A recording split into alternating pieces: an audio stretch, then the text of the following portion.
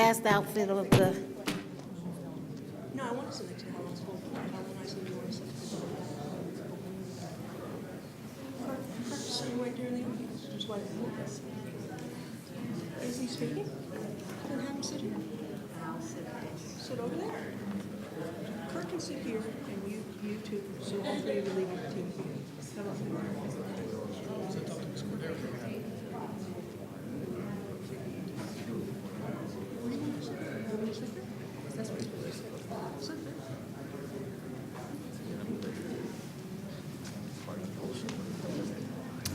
okay, everybody.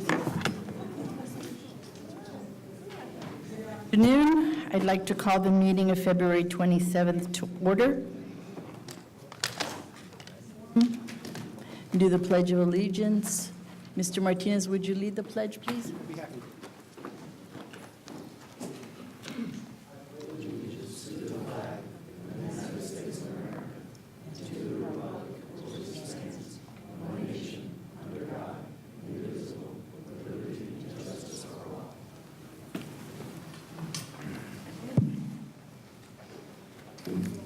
Luis, if you could please call roll. Thank you.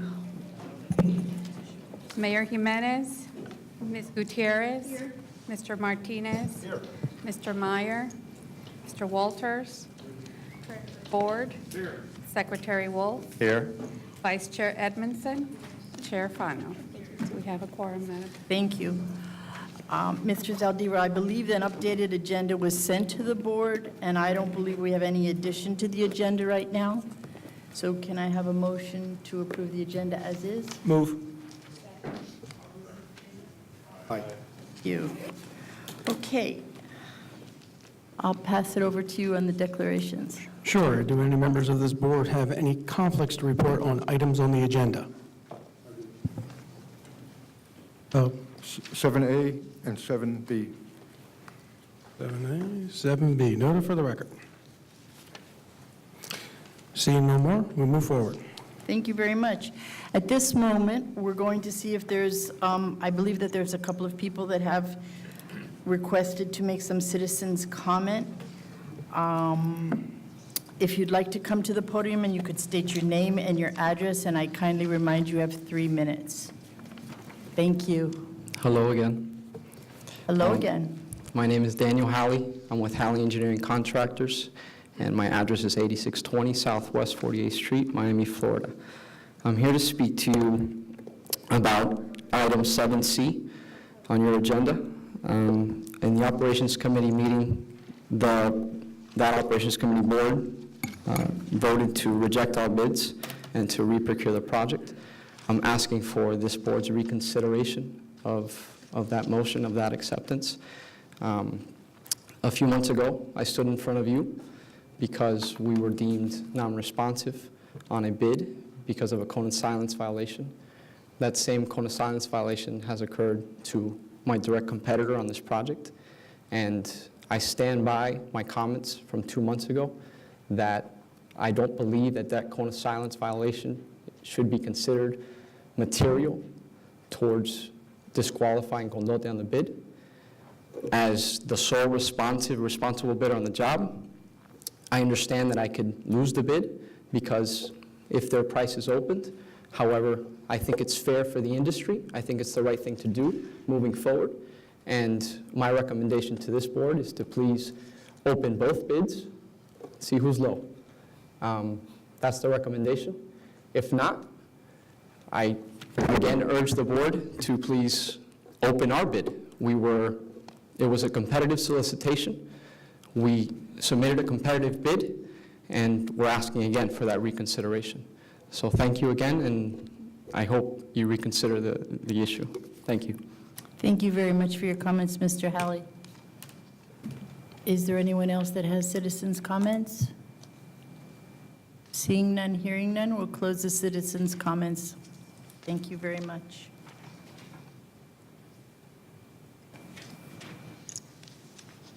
Approval of the minutes from the board meeting on January 30th. I hope you all have had a time to read it. Do I have a motion to approve the minutes? Moved. Second? Second. All those in favor? Aye. Approved. Okay, Mr. Executive Director, you're on. Madam Chair, board members, I'll cover my report and the TPO representative report, as we still don't have an appointed member to the TPO. First thing I want to update the committee on, or the board on, is both of our construction projects on 836. That's 28 and 29. Major progress has been made over the last 30 days since the last board meeting. If you've noticed, a lot of action is taking place at the Lejeune Road interchange. The new ramp, the superstructure is going up.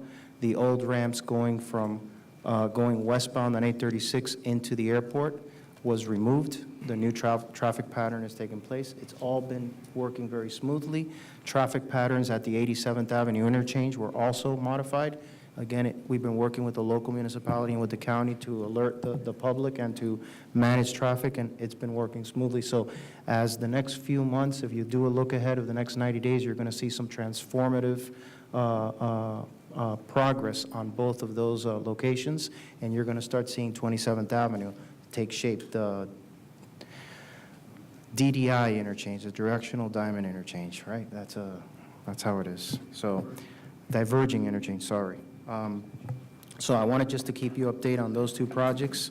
As far as what we've been doing, getting the word out on MDX for the last 30 days, on February 6th, I participated at the request of Board Member Meyer on a developer roundtable that was sponsored by the Greater Miami Chamber of Commerce. The topic was transit-oriented development. I was the transportation guy on a panel of developers, which is interesting. But what I was able to advocate for was the transit hubs, the hub and spoke concept, that we should be worried less about the technology for using mass transit and more focused on let's get people to transportation hubs and move masses, not just cars. And I think that is the advocacy that we have been working on as an agency. I know the department is supportive of that. It was well received by the development community. Let's get these transit hubs developed. Let's get people there using the first and last mile technology, and then let's use the existing trunk lines to move people from points A to point B. It made sense to them. I also participated along with Secretary Wolf and Mayor Jimenez at a roundtable discussion that was sponsored by the Study of Presidency and Congress, and it was to discuss autonomous vehicles, policy, innovation, and local impacts. It was a listening session to hear from all of us what those impacts could be, what we should be worried about. So myself, along with Alice Bravo, representing Miami-Dade Transportation, and others were at the meeting. We had folks from Uber there, policymakers, attorneys. It was a robust discussion, and I think from my perspective and what I advocated, and Secretary Wolf can correct me, what we're concerned with is making wise investments looking out into the future, knowing that technology is going to evolve. We all recognize that technology is not going to be the cure of everything, that there may be more vehicle miles traveled with the advent of autonomous and connected vehicles. Having said that, if the intent of autonomous and connected is to reduce safety, to improve safety, then it's a good thing. But we should be prepared for that, and that's what I focused on. I didn't get into the discussion of whether it should be one kind of technology versus another, so I'll leave it at that. These last 30 days, I've also participated on radio interviews, pretty much focusing on two things that the radio host wanted, the radio stations wanted to know about.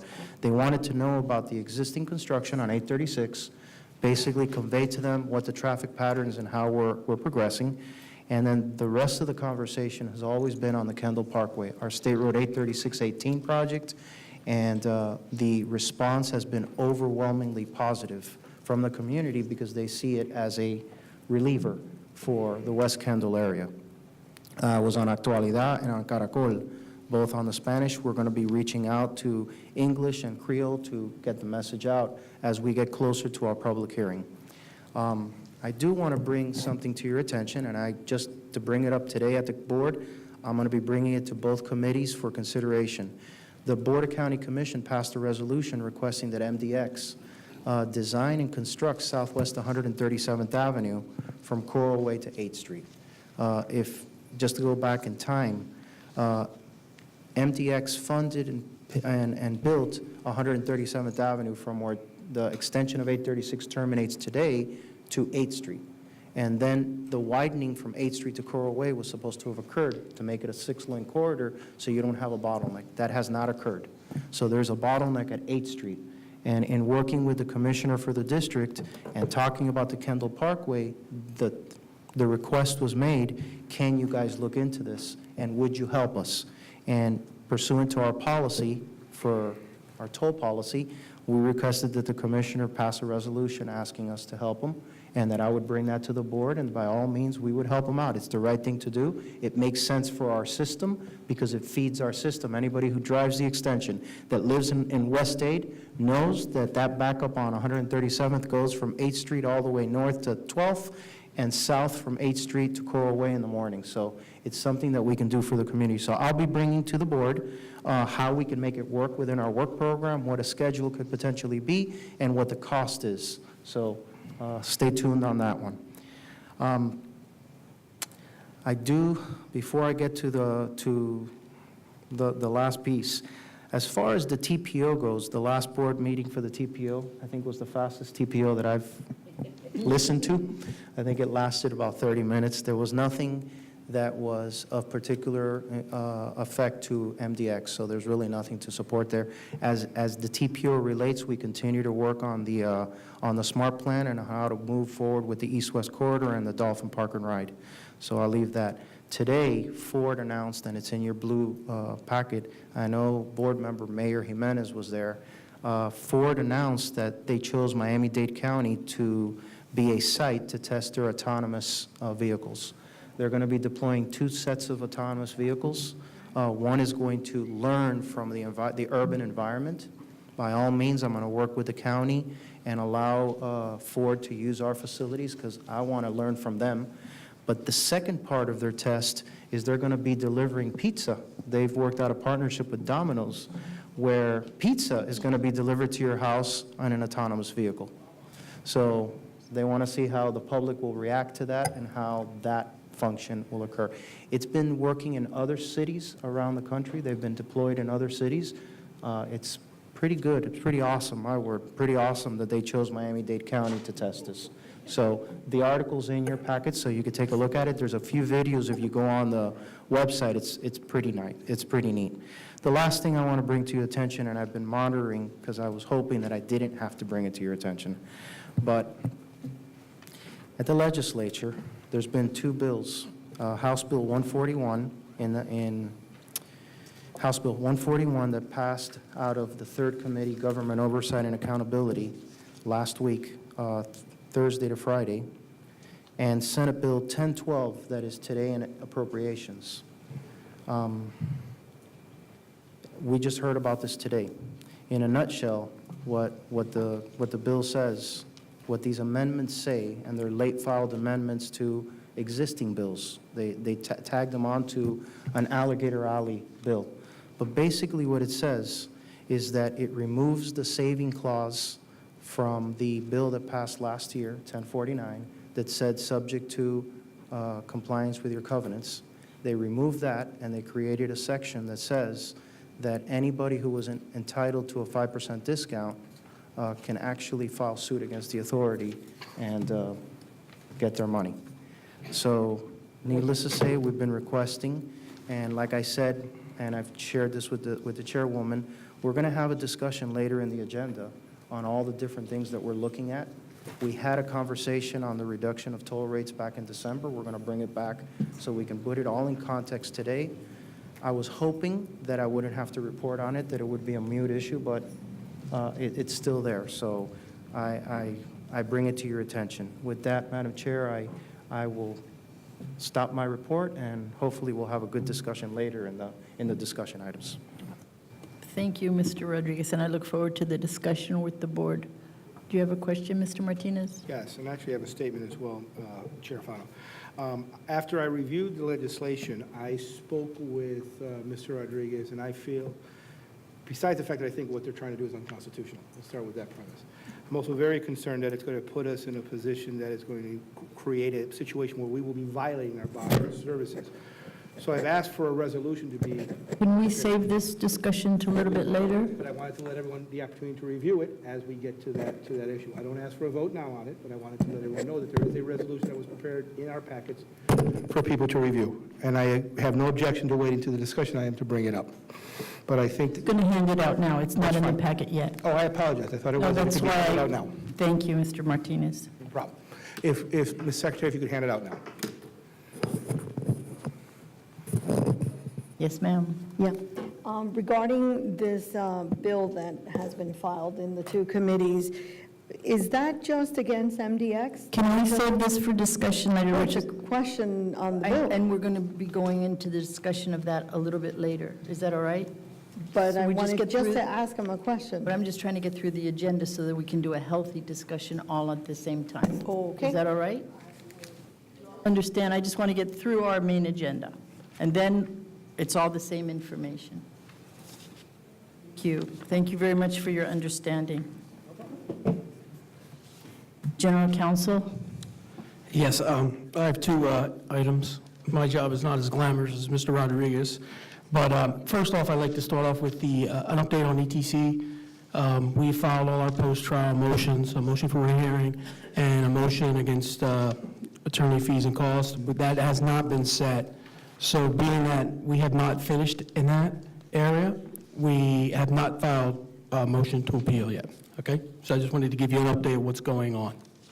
The second issue that I wanted to talk about, so I will put on my, has to do with the Attorney General's opinion on legislation.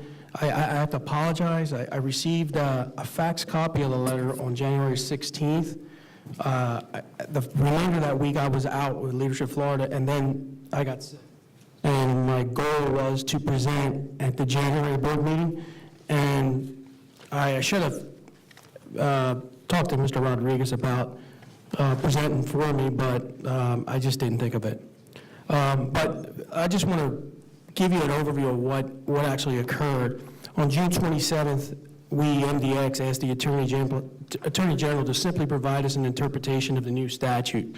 And the statute was pretty simple. It was notwithstanding any other provision of law to the contrary, but subject to any contractual requirements contained in the document securing indebtedness, and standing on July 1st, 2017, in any county as defined in Statute 125.011, subsection 1.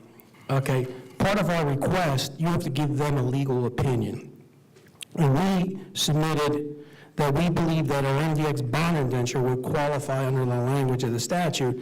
And we also said that we believe that it's consistent, our interpretation of the statute is consistent with Florida Statute 348.0010, which codifies the state of Florida's legislative promise not to interfere with the rights of bondholders. Okay? So we did receive, as I said in January, the Attorney General advised that he could not respond because to answer the questions required resolution of two fact questions, and the AG's office does not resolve questions of fact.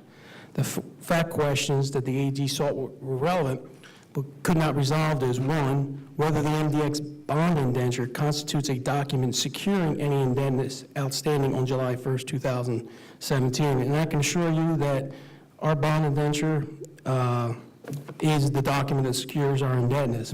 And the second one, they said, to what extent the contractual requirements of such document may or may not be reconciled with MDX's obligations under the modified statute. Well, I can tell you the MDX bond indentures promises to our bondholders that the MDX board, by rights conveyed under the transfer agreement between FDOT and MDX, has the sole authority to set toll rates among other rights. It would appear that if the legislator can set toll rates, then the MDX board is unable to comply with the promise made by the bondholders that only MDX board shall set toll rates as its rights under the transfer agreement.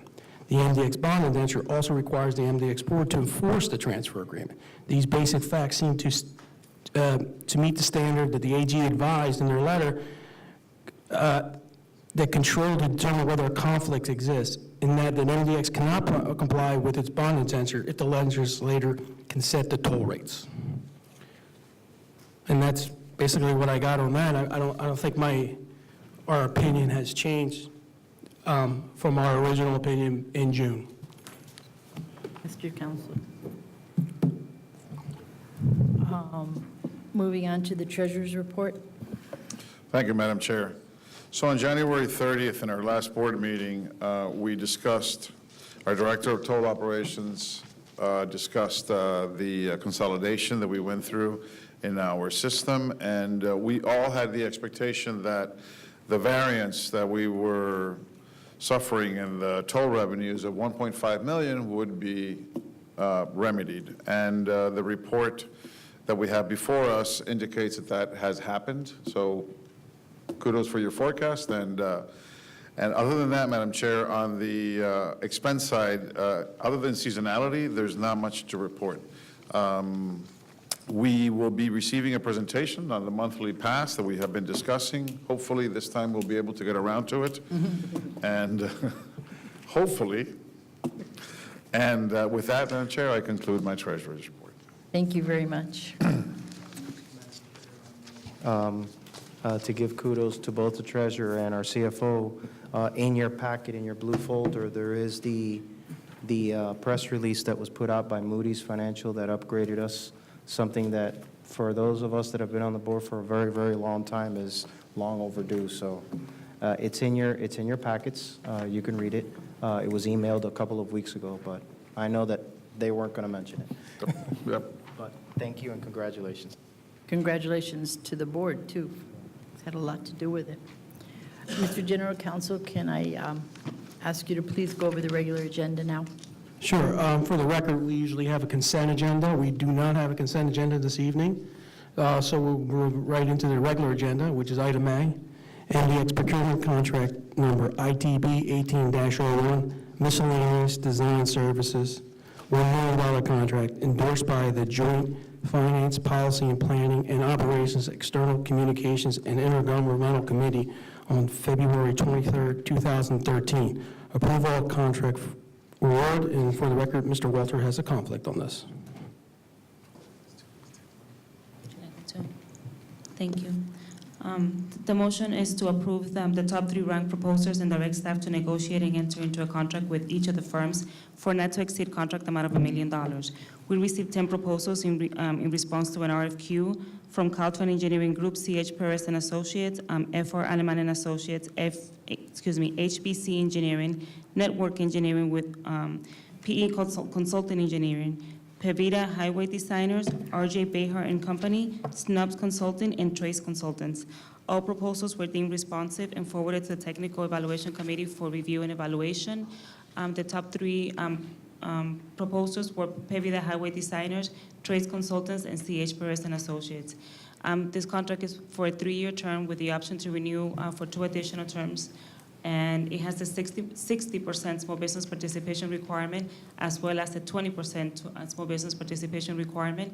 And the project is a task authorization-driven contract, and each project will be budgeted through our work program. Ellen, can I have a motion? Thank you, Ms. Gutierrez. Any discussion? I would like to say that I'm very happy that we had such a healthy response to this procurement. And thanks to Mr. Meyer for being the oversight, even though he didn't get to vote, as he said. Okay, so we've had a first and a second. All those in favor? Aye. Any opposed? Motion passes. Congratulations to the 3 ranked proposers. Okay, regular agenda item B, MDX procurement contract number RFQ 18-02, MDX work program number 30056.051, construction and engineering inspection services for civil infrastructure modifications for toll roads on State Road 874, State Road 878, and State Road 924, not to exceed $543,300, approved by the Joint Finance, Policy and Planning and Operations External Communications and Intergovernmental Committee on February 23rd, 2018. Approval of contract award. May I have a motion, please? Your second? I'll second. Thank you, Ms. Edmondson. Any discussion? Thank you, Ms. Gutierrez, for oversight. It's interesting that there was a tie score. Helen, could you share how the tie score was broken? Sure, so the solicitation documents includes the procedure on how to break ties, and in this case, it was whichever the two firms that were tied has the highest score for, thank you, I was looking for the criteria. For the personnel and staffing plan. And in this case, A Square was ranked number 1 based on the tie break procedure. Thank you very much. We have a first and a second. We'll call for a vote. All those in favor? Aye. Anyone opposed? Thank you. Motion passes.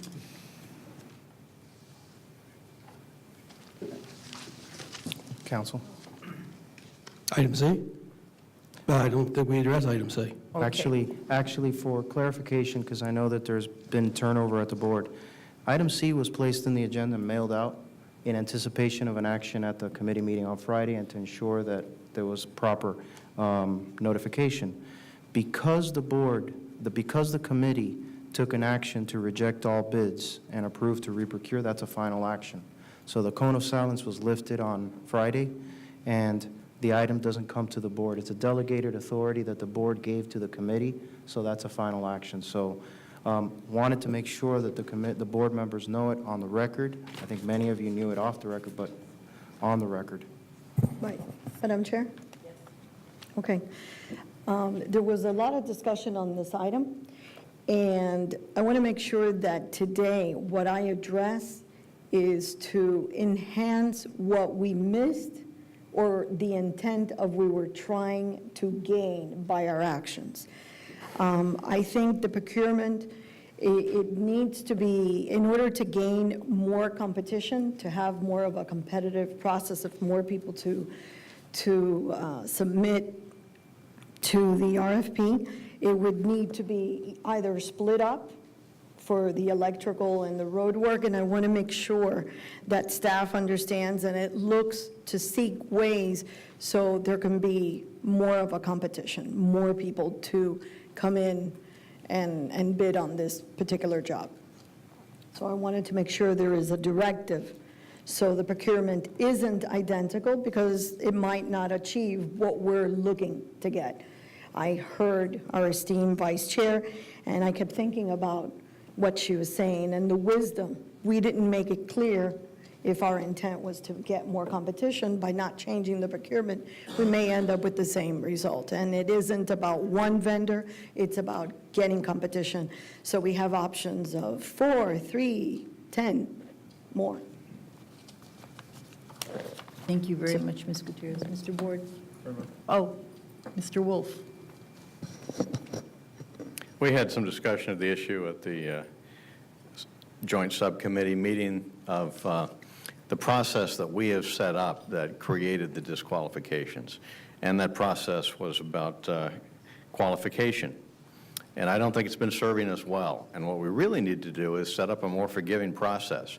I know that we had one of the other contracts that were reviewed at the joint had notations that several firms had minor errors that were correctable. Well, we've set up errors in qualification that are not correctable. And I don't think it served us well. We would have proceeded, we would have opened 2 bids, presumably one of them would have been accepted, and we'd be moving forward if it had not been for that. So the thing that I would like to see us correct is our qualifications process and not have it be the death penalty on a proposal. I thought it was very telling that Mr. Halley stood up there, and he's been on both sides of the coin, one where his firm was rejected, and now where his firm becomes the sole proposer, but doesn't even get their bid open because their competition was rejected, and he suggested you should have allowed the competition to stay in, and he'd take his chances. Well, I think that's very telling, and we should correct this so that we stop disqualifying so many firms for things that really don't weigh on whether they can do the work or not. I'm sure staff has heard those comments. Yes, ma'am. Mr. Martinez, did you want to say something? I agree with the secretary. I agree as well. I think one of the things that came out of the committee meeting last week was, you know, there was no unfair advantage to the side that they were declaring to be disqualified. They were allowed to use the person they used. It was a technicality, and I think it's clear that we need to make it a little more, a little more forgiving in that capacity because it's silly for us to deny people. And, and I couldn't agree with you more, Mr. Secretary. I think it's absolutely essential. Thank you. Thank you for your comments. I appreciate that. Anybody else have any comments, or we can move to discussion items? I know we want to get there. Discussion item number 1, we're going to talk about the annual monthly pass and the non-peak hour. Was deferred to the board because we didn't have enough time in the committee meeting, and because of the things that we've been hearing today on the legislation, I think this is relevant, and it's important that we have a healthy discussion on all of these discussion items. So we appreciate that you brought it back and be giving us a presentation on this. Thank you.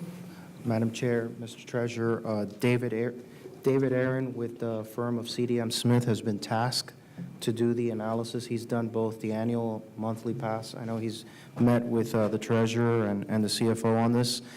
He'll go through that presentation, and then we will address the off-peak, the non-peak discount, which was brought to my, we have done this analysis in the past, but it was brought to my attention by both Board Member Jimenez and the Chair to take a look at it again and bring it. So we're prepared to make a presentation on both, and then we can get into a discussion. You already gave him to it? I don't know if it's already on the system or not. When did you give it to him? Was it the last? And the interesting they thing took is, it off. all of these were put before we got the legislation information today. So we had the foresight to be able to have this discussion, and we will have it, and I look forward to it. Yeah. They're having technical difficulties. Hold on. You have a, No, well, I would have to go pull it off my computer, so. when, did you email it to us, or? Yeah, was that the committee? Was that the? Board members, They clean it every in time. the spirit of time, to move it along, if, I apologize, board members. I assumed that it would be on the computer here, but I believe you all have a handout that includes our slides, so I'll just go through them for you. My name is David Aaron. I work for CDM Smith as your traffic and revenue consultant. I apologize that Ed Regan couldn't be here today to participate in this presentation, but he obviously sends his regards. Mayor Terrence, can you hold on so that the public can see what's going on? There's people watching and listening online, so if you could pause a little bit, what we could do while they load it and make sure that we get past this technical issue. Madam Chair, if you don't mind, can we go to item C of the discussion item, and we'll work our way up, the frequent driver rewards program, so we can give you an update on where we are there and work our way up. In your packets. Thank you, Derek. They're loading it, from my understanding. In your packets, in your blue packet, there is the public communications report, and what we did, hold on a second, we'll share. The frequent rewards drivers program, number one, the sign-up period concludes at the end of March 31st. So we encourage anybody who's out there listening or watching to go into the website, mdxway.com, and sign up. The most numbers as of yesterday morning, we've had 17,000 plus new accounts and over 56,000 new transponders added to the system. The commentary that we're hearing from the folks that are participating is that they're very happy with the program because it's money that they get back, and it's actually targeting the most frequent of our users, our commuters. So that's exceptional.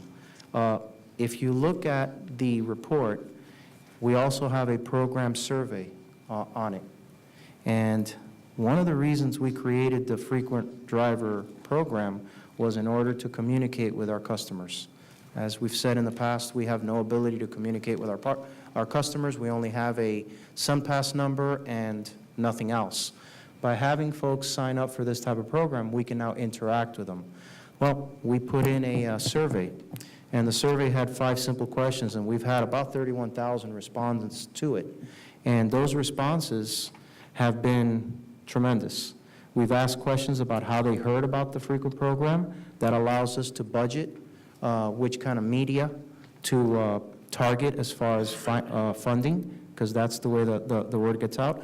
Obviously, word of mouth has been the absolute biggest way that the word gets out. It's almost 50% of the people hear it by word of mouth, which means that when we started the program this year, at the beginning of December, when the checks were going out, that was the biggest motivator, because you're hearing from your friends and family, go ahead, I got a check, you should sign up. We've also used this survey to ask questions of our commuters, of our drivers. The first question has to do with the Kendall Parkway. The first question says that when we're done implementing the current work program, what should we invest in, and would you support? And almost 86% of the respondents, that's 26 to almost 27,000 respondents, have said, yes, we support the Kendall Parkway. We support that project. If you go to the second question, it talks about the Gratigny Parkway East Extension. A very healthy response, 78%. And then you add a question that kind of like normalizes. And the third question has to do with our XT lanes and what we're going to be putting in as far as express buses, express rapid transit on it. And would you use it? And would somebody use that service? 53% of the respondents, over 16,000, said yes, they would use it. 10% said no, but here's where the normalizer is. 37% said that the service is not in the area of their daily commute. So if it's not in the area of their daily commute, yet they're requesting the Kendall Parkway, it tells you that they're looking at the system from a regional perspective. So that's where we take value in it. The rest of it, obvious. Many people still don't know that star 347 will get you a road ranger free of service for roadside assistance. 61% say yes, but still 40% say no. And the biggest question is, regardless of how much we've explained which highways are whose, 75% of the respondents still do not know which highways are operated by the Miami-Dade Expressway Authority. So at the end of the day, regardless of how much we've expended, the public still views a public roadway as a public roadway, and we need to respond accordingly, rather than it's us versus them. It's very apparent that they have no idea what, and nor do they care. And I think we've said that over the years, but this is very telling. When you have 75% of the respondents saying that, you know, not knowing which highways we manage. So I wanted to bring this to you. I also wanted to bring to your attention a lot of the coverage we've had in the last couple of months, you know, good and bad. It's all there. You could see the media performance, how much, gotten on our website. We continue to update our website and put more information on it. And at the end of the day, we want to communicate better with our customers, which is why we have the frequent driver program. So that, I guess, was a way to stretch it out so that we can get the presentation loaded. And has it been loaded? Okay, good. David, you're on. Good. See, I got this, so I was, thank you. Thank you, Mr. Rodriguez, and I apologize for the technical difficulties. Again, board members, my name is David Aaron, and I work for CDM Smith as your traffic and revenue consultant. And we were asked over the last few months to analyze the various discount programs on behalf of the authority and their traffic and revenue impact. This was done at a high level, and really, in order to do that, we had to get a really good handle on who your customers are, how much they spend on a monthly basis, and what their driving habits are in general. So we reviewed over 70 million actual transactions from fiscal year 2017. We focused on SunPass transactions, as those are the primary customers of your system. We focused as well on the two-axle, as we figured that these would be the folks most likely to be targeted as part of any sort of discount program. Now, we do have the data as well for multiple axles, and we could do additional analyses on that level, but in terms of what we're presenting today, we're focusing on two-axle SunPass transactions. And we reviewed that data in terms of trip frequency, how many transactions folks are making a month, and in general, the kind of average patterns that we see. We found in general that what we came across in terms of these averages and the patterns were consistent both with the data that we've seen from the frequent driver rewards program, as well as prior analyses and survey data that we've done of your customers. So with this data, we analyzed various different scenarios, and so I think we'll just get right into the data and we can kind of talk about what we found. Now you have about almost 700,000 daily trips on your system, about 1.4 million transactions, unique transactions per day, and 1.4 million customers per month. Now, what this chart is showing are two different axes here. The first, the blue, represents into these different payment categories how many customers and how many transactions we're talking about in terms of your overall customer profile. So what it's showing is that almost 70% of your customers pay less than $10 per month on the MDX system. Those are your infrequent customers. Those are people who have a Sun Pass, they're on I-95 Express, they're on the Turnpike, and they incidentally make trips on your system as part of discretionary travel, weekend trips, shopping, etc., airport trips. The remainder, as you see it as a curve sliding down, those are all folks who are commuters, and at the high end are business-related trips, taxis, ride-sharing, who are making very frequent trips on a daily basis. Now, the green axis is showing the revenue generated by each of these categories. And you can see that the bulk of your revenue is actually generated by your more frequent customers. So in what we're showing here is that 80% of your total revenue is generated by 30% of your customers. And that's really key. So what we wanted to really show and give context for the board in this terms of this graphic is any program that the board wishes to pursue, I think as your TNR consultant, we would recommend that you think about who do you want to target and how much discount do you want to give them. And we think that this information gives you a tool in terms of where that discount can fall. I think it's also worth pointing out here a couple other things, that the average frequent driver rewards program customer pays roughly $28 per month in tolls. So they fall right in between, right in that third category, basically, from the left side. A full-length trip on 836 is $2.10. So if you double that and make a round trip and multiply it out, you get almost $100 a month in tolls that someone would pay. So really, that $100 mark at the top end, that's really the break between your average commuter and the higher frequency trips where they're making multiple trips a day as part of business activities or ride-sharing, taxi-related type of activities. Additionally, those folks who are making $100 or more represent less than 5% of your customers.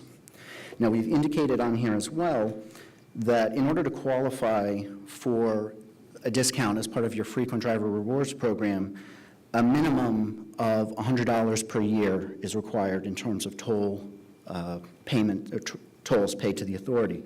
So you can see from that line over, those are all the folks who end up qualifying. And again, those are the folks who generate the primary bulk of your toll revenue.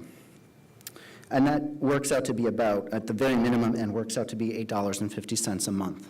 So I think that it gives you some context in terms of who you're currently giving discounts to and who you may potentially give discounts to in the future.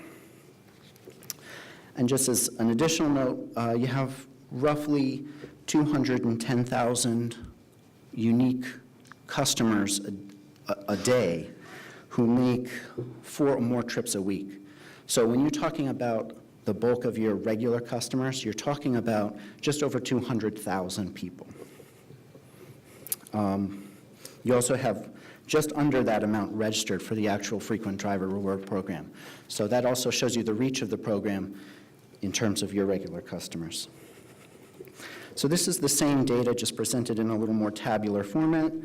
Again, the average toll per month for your average SunPass customer is just over $11, and they're making 23.5 transactions per month. All of this is consistent with the data we've seen throughout our experience with your system in terms of survey data, the monthly transaction data that we reviewed, and as well the data that's collected in terms of your frequent drivers as part of the rewards program.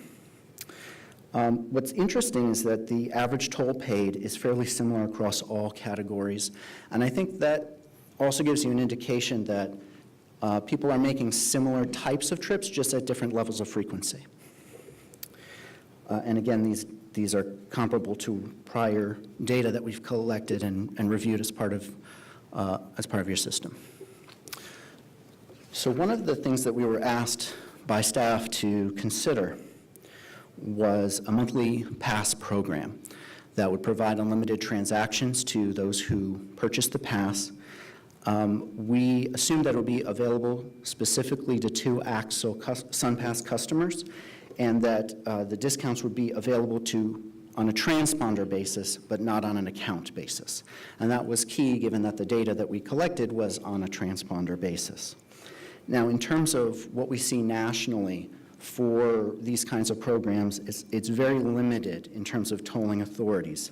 They're typically used with seasonal or tourist populations to give a break to the residents. For example, the Rickenbacker Causeway has a pass program that's really designed based on residency or folks working or attending school in the area.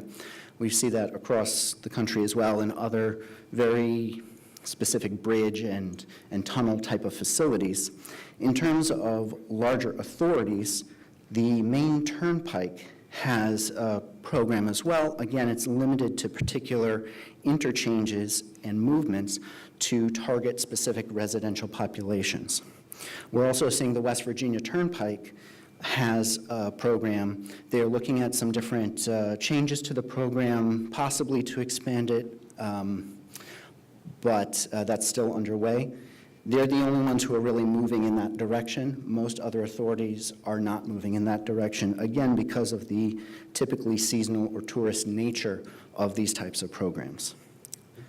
In terms of MDX as an authority, you're an urban toll authority. You serve primarily commuters, as we saw from the last slide. So the question is whether this particular program will address the specific needs that you need, and that's your decision, obviously, to make. So in order to perform this analysis, we reviewed actual transaction and frequency data, as we just reviewed, and we used that data to develop a frequency distribution curve, similar to what you saw. And what we were able to do was basically figure where the different pass amounts, however much you charge on a monthly basis, where that would fall. And what you're essentially doing is giving a discount to everybody above that toll amount. So the amount of discount each customer receives will depend on how much they were already making in tolls per month. So at the closer you are to that monthly pass amount, you're almost at the break-even point in terms of a customer. And the higher you go, the bigger of a benefit you get. So again, we did identify the monthly pass customers based on how much they paid. And our analysis was very high level. We did not assume any shift from the toll by plate into SunPass as a result of this program. There may be some shifts as part of the implementation of this, but it's unlikely given the low frequency of the existing toll by plate customers. So just moving into the analysis, We did it at various different monthly cost levels, and here we're presenting in $25 increments from $50 to $150. Again, just to point out, the $100 represents if you were to make on every weekday a trip, full-length trip on 836, that would effectively be your total cost.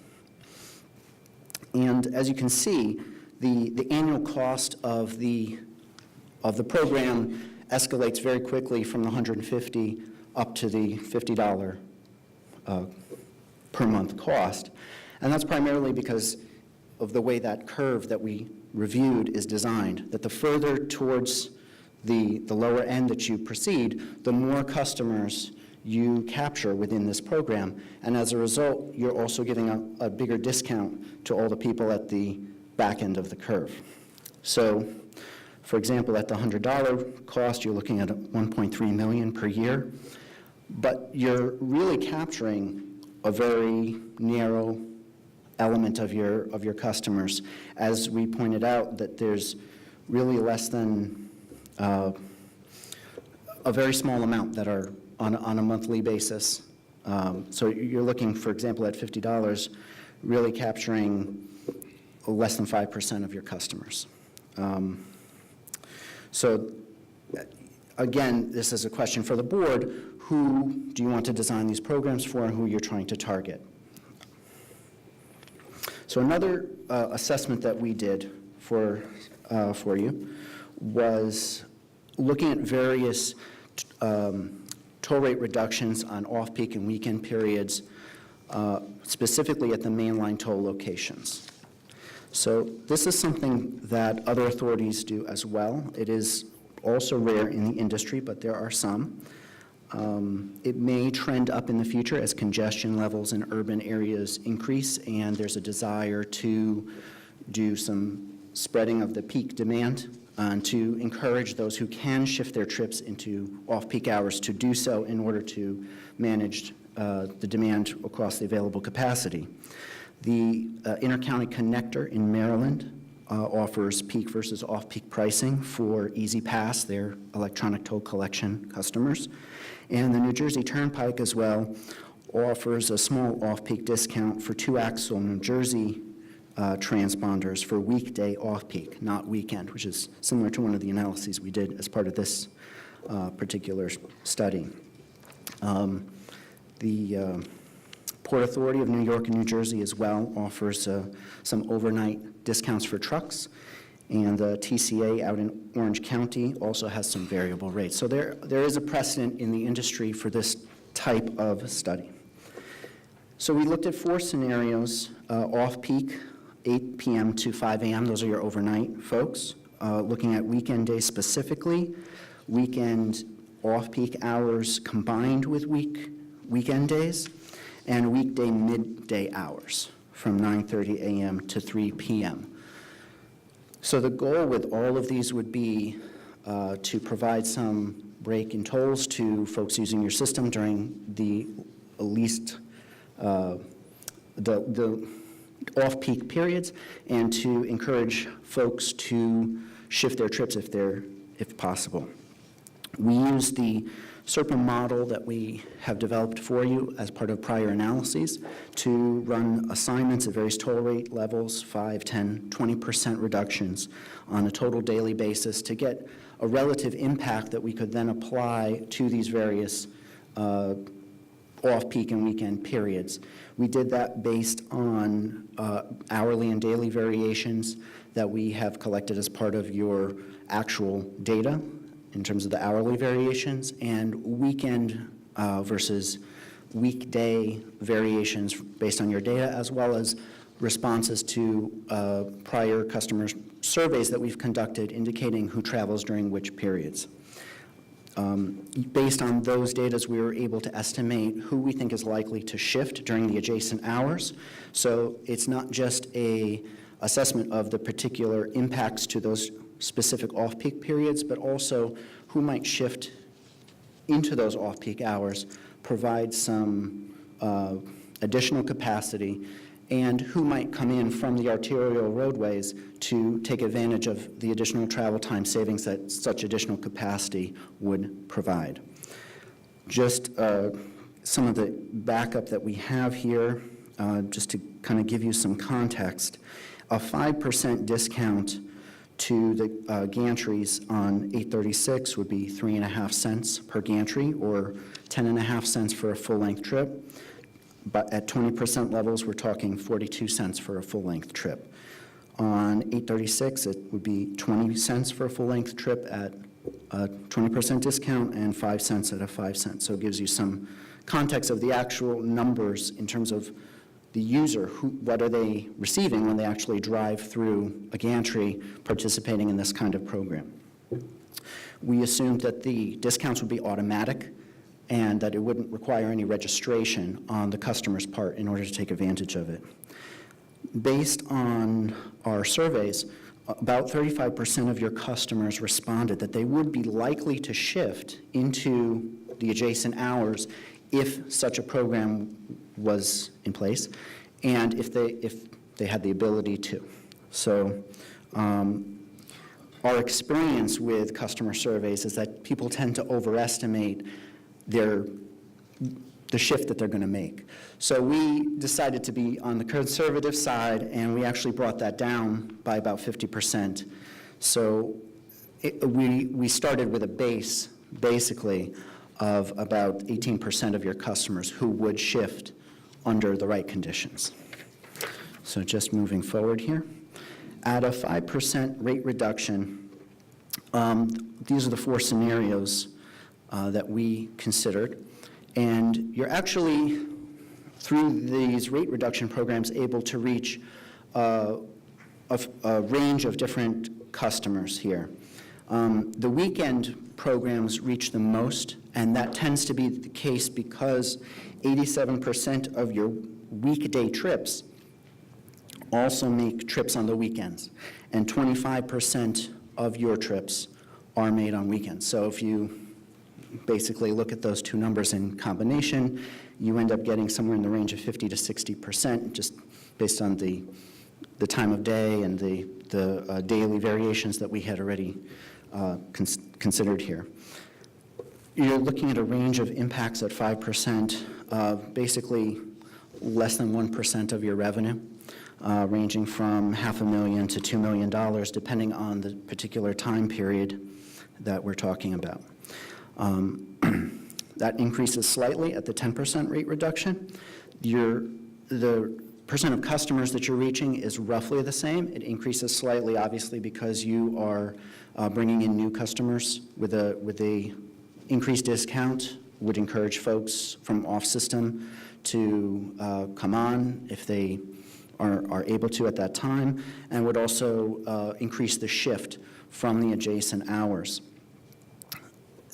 And it also increases the revenue impact. And all of these scenarios generate transactions for the authority because you're bringing in transactions during those adjacent hours to backfill the folks who shift into the off-peak periods. And then at 20%, this obviously has the highest revenue impact, but has also the highest reach in terms of the customers that you are able to get into the program. So those are the scenarios that we have considered as part of the various rate reductions. There's obviously multiple combinations that we could do, additional hours. Those are all at the board's discretion, and I welcome your questions. And any questions from the board? We certainly appreciate you coming back and giving the board Mr. Martinez. Thank you, Chair Fano. Good evening. I just want to follow up on your initial analysis of the customers that we have, which is 70% of our customers use our toll roads to generally spend less than $10 a month on our tolls, so that would be about $120 a year. Is that correct? Yes. So a 5% reduction of that would save them a whopping $6 over a year. Is that correct? That's correct. Okay. The average that you indicated was, for those who were more frequent, would be spending about $28, was that 20 a month or 28 a week? I apologize. 28 a month. 28 a month. So that comes out to about $336 a year, correct? Yes, I believe that's correct. So a 5% reduction for them would be around $16.50. Correct. And I believe under the current rewards program, last year, a 22% discount was given. So for those who are frequent with a 22% amount that registered, correct? Yes. Those who spent $336 and registered received, and I'm going to be somewhat off here, about $68 in a rewards program refund, plus or minus, Right, I think it was just over 70, if I remember the numbers. over 70. That's a little more than $16 over at a 5%, correct? Right. Checking. Just a little bit. Just a little bit. And one other question, if someone spent $100 a month, that was about $1,200 a year, plus or minus? Yes. 5% of that would be about $60. Yes. How much did they receive on a 22% rewards program? They would have received a $22 check per, I'm sorry. It's about $240 in change. Thank you. Thank you. Should have brought my calculator up here, apologize. Did you find that if we tried to do the off-peak reduction scenario, would we be able to maintain what kind of a reduction do you believe we could do on off-peaks and maintain and be able to satisfy our current financial requirements? Did you do that kind of scenario, or just did that? I would have to defer to Marie on that. We were simply providing the ultimate traffic and revenue impacts. I appreciate it. Thank you for that. Thank you. Nothing further. Thank you, Mr. For now. Martinez. I believe Mr. Walters and then Mr. Wolf. I don't really have a question. I have a concern. And going back to the director's comments earlier, that 70% of the MDX users don't know which roads are MDX roads. This SunPass covers everything. And a $6 or $12 reduction, they're not going to know where it came from, they're not going to know who's responsible for it, and we've then undermined the rewards program. So I think we really need to be careful here. Secondly, I'm also concerned, I think it's great to try to help the commuters. That's really important. But I'm wondering, how do you bifurcate, like, Uber drivers and taxi drivers? I don't want to be subsidizing the private sector. Mr. Aaron. Just to respond to that, I think one thing we could look at is if providing some sort of pass amount where you limit the number of trips. You don't make it unlimited. So if, for example, you had a $50 a month pass, but it was limited to, let's say, 100 transactions or something like that. In that way, then you don't give an undue discount up to the higher end, but you can set the pass at a rate lower than your current tolls or the average tolls that people are paying, and that way give a type of a discount. So that's one thing that we could look at. Maryland Department of Transportation, with their legacy facilities, currently does that, where they have a commuter discount. Thank you. Mr. Wolf. I'm a lot like Mr. Walter. I'm a bit concerned about the pass because people don't know our system. They're going to get the pass, and then they're going to realize I still have billing every month, and they're going to call. Well, we got to have a customer service problem where they still get SunPass billings that are not MDX, and they bought a pass. They'll want to return that pass. There's an issue there.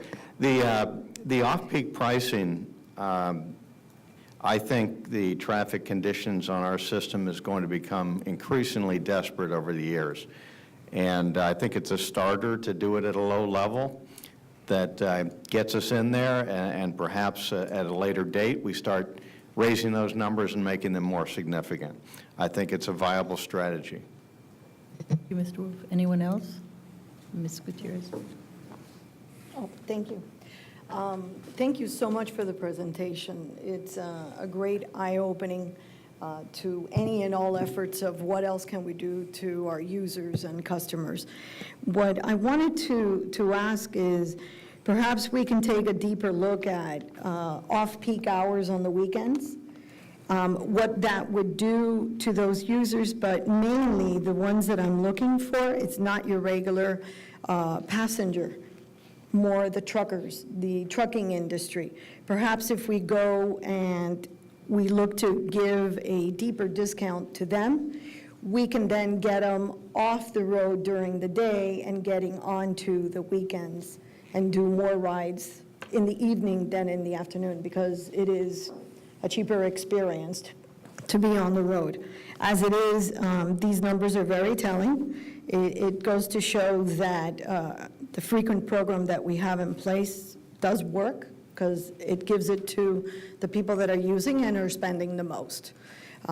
That's why people give, like American Airlines, that's what they do. They give miles to those that use the miles, and you can get an upgrade. So in this case, not necessarily the passenger, but more to the industry itself. What can we do that would actually change the dynamics of them riding in the evening? Thank you. Thank you, Mr. Board. So the first time that we broached this subject to understand what the origins of this is that there are politicians out there that are saying that tolls are very high. And there's anecdotal callers calling in saying that they're paying hundreds of dollars a month on the radio on their tolls. So the perception that is out there by reporters, by politicians, is that there are commuters paying hundreds of dollars a month in tolls to this authority. So from that perspective, we start thinking about how can we address that issue and how we can mitigate it completely. So originally, we looked at putting together some type of pass that would cap, that would put a ceiling on what anybody could claim that they're paying, because it's your choice. If you are paying hundreds of dollars a month, you can buy this pass and you're done. Now, the good news is that there was a lot of misinformation. Nobody really knew what our average customer was paying. So on two fronts, because politicians are going to continue to hit us on this and try to make decisions for us. So that's the problem that was out there floating. On the other side of this, we have a rewards program that is based on surpluses. We keep talking about this program as if it's going to be there every year. And if we have a surplus every year, it's a little awkward. It's no longer a surplus. It's a built-in type of thing. So being that one year we might not have a rewards amount to give because there is no surplus. So those are the two big scenarios that we were looking at. On the one side, there might not be any rewards.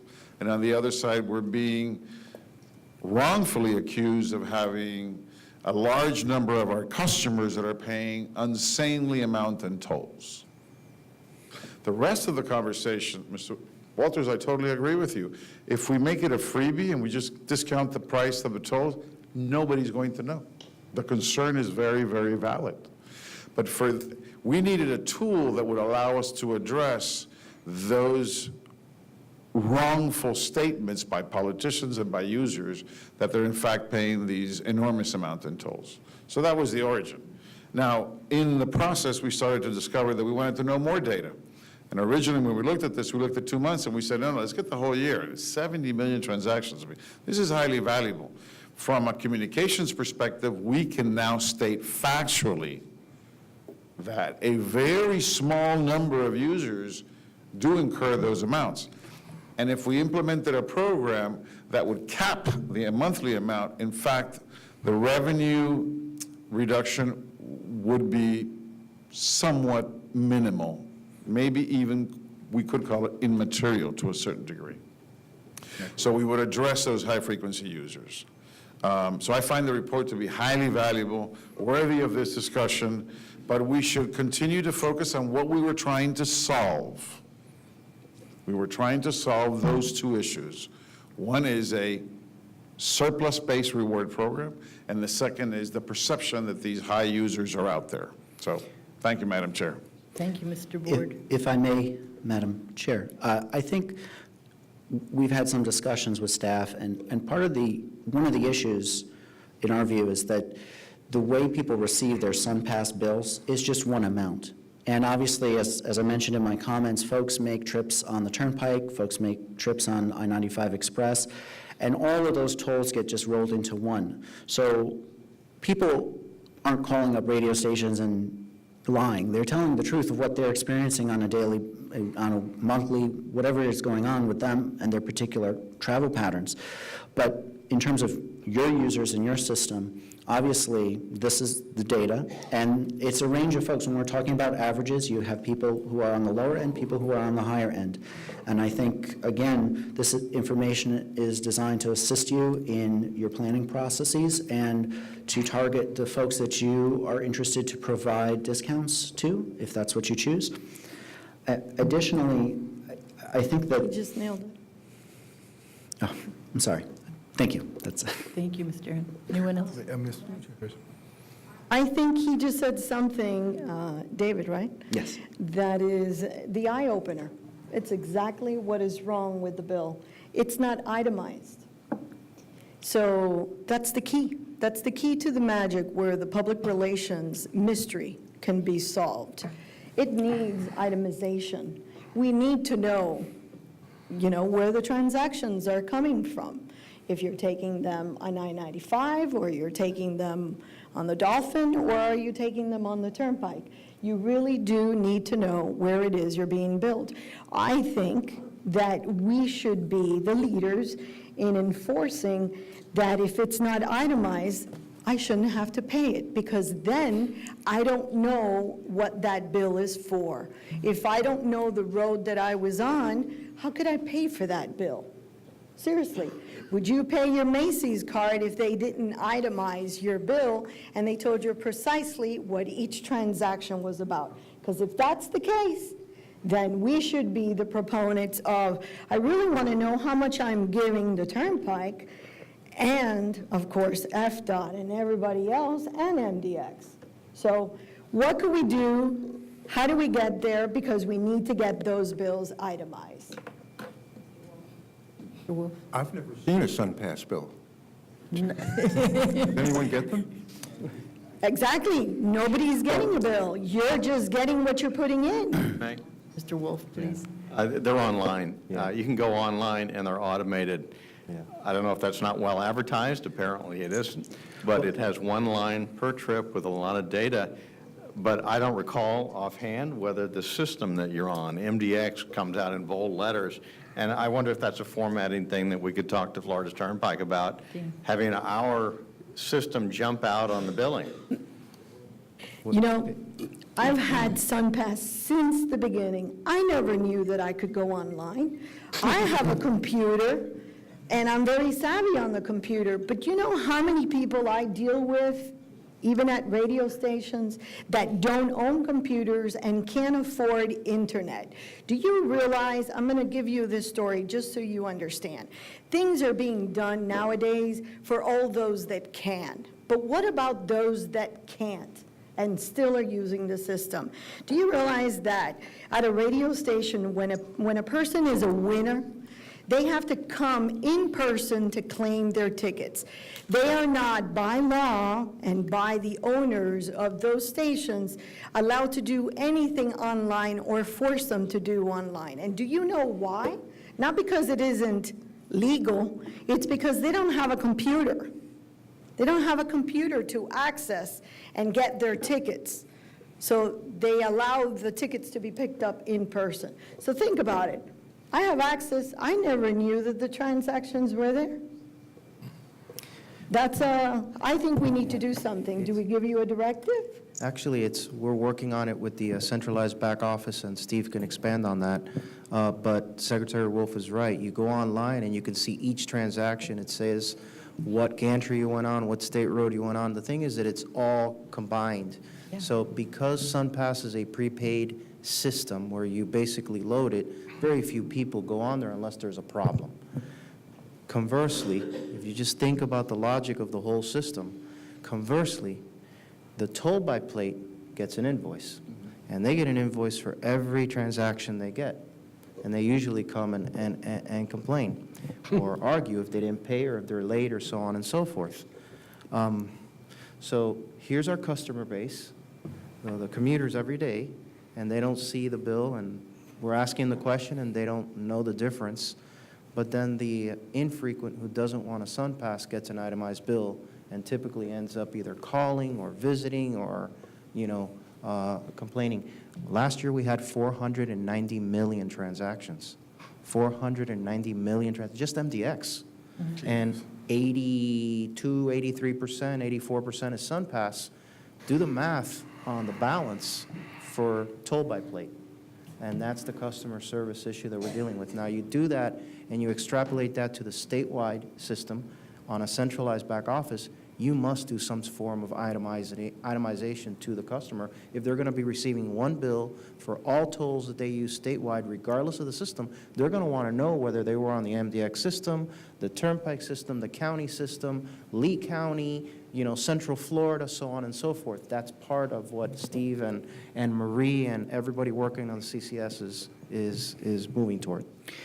Just if I may respond to both of those comments, I think if you couple what the director said earlier in terms of the results of the Frequent Driver Rewards Program survey, where a good amount of your customers did not correctly identify which roads were MDX and which ones were not, if you couple that fact with the fact that they only get one total at the bottom of their SunPass bill, I think, as Ms. Gutierrez pointed out, that's an opportunity for some information sharing with your customers.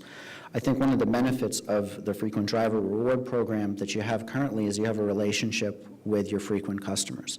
You survey them, you're in touch with them, you communicate with them electronically and otherwise, and if you're successful, they receive a benefit from that.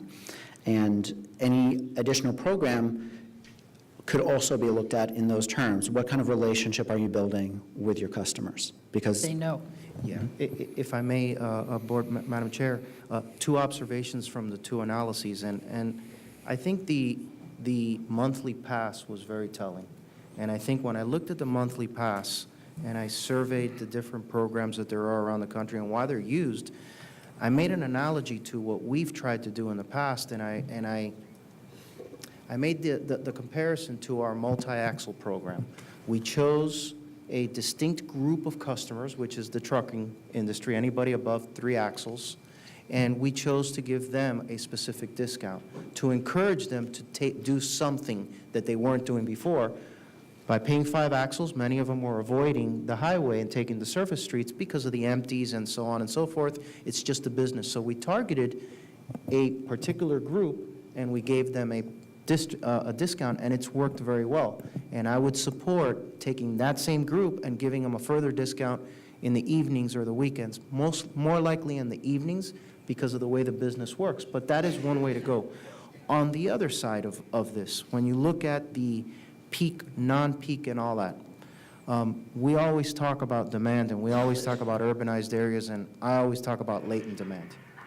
It is common knowledge that when you model here in Miami-Dade County and you move, or I add a lane, MDX adds a lane on 836, traffic will flow, people will get on it until it's congested again.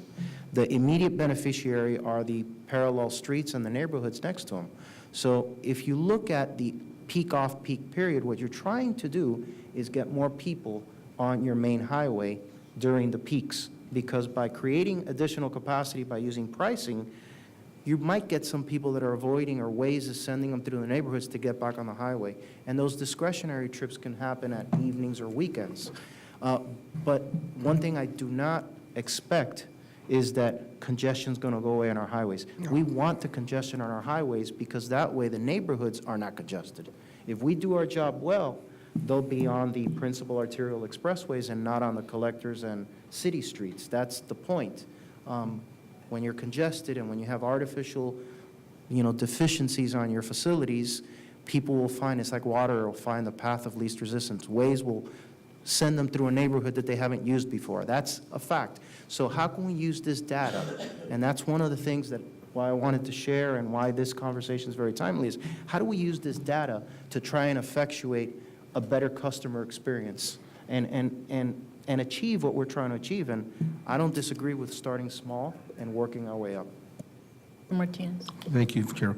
Mr. Board, what's interesting is your comment on how this data we can use this to offset some of the fake news that is being spread about MDX. And it's a term everyone's using, I'm going to use it myself. The reality is this information has been out there for a long time. What is eerily fascinating about this is the breakdown of the registration for the rewards program comes very close to exactly the same model.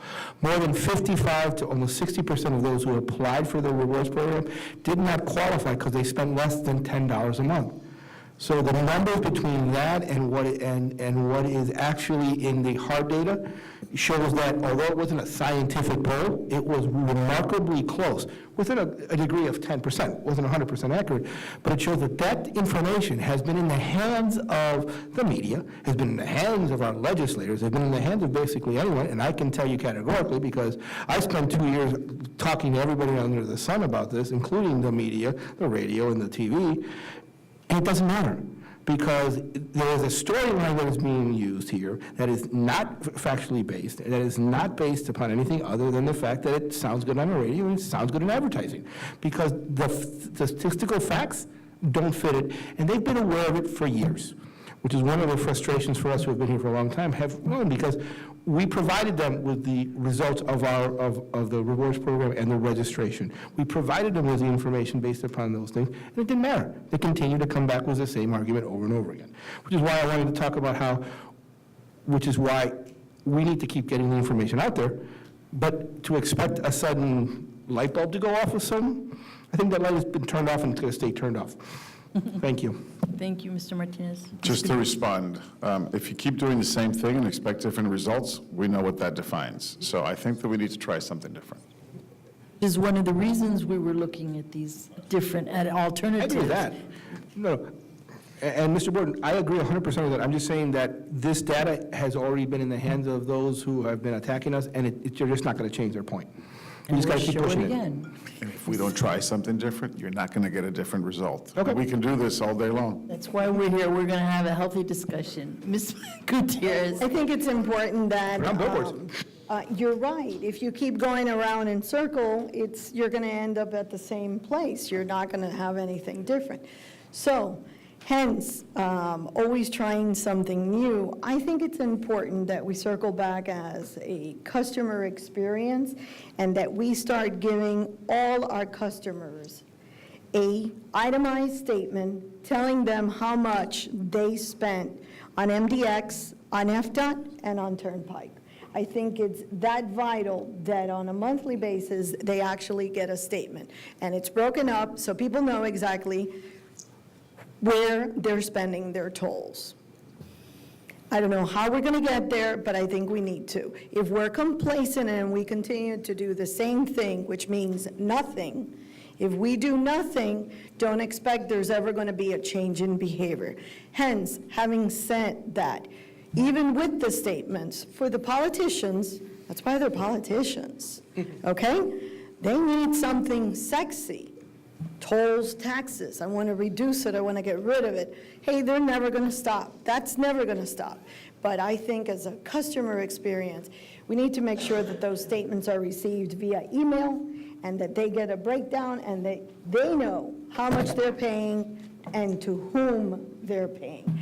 Then you start bringing in accountability as to who am I really giving the big fat check to.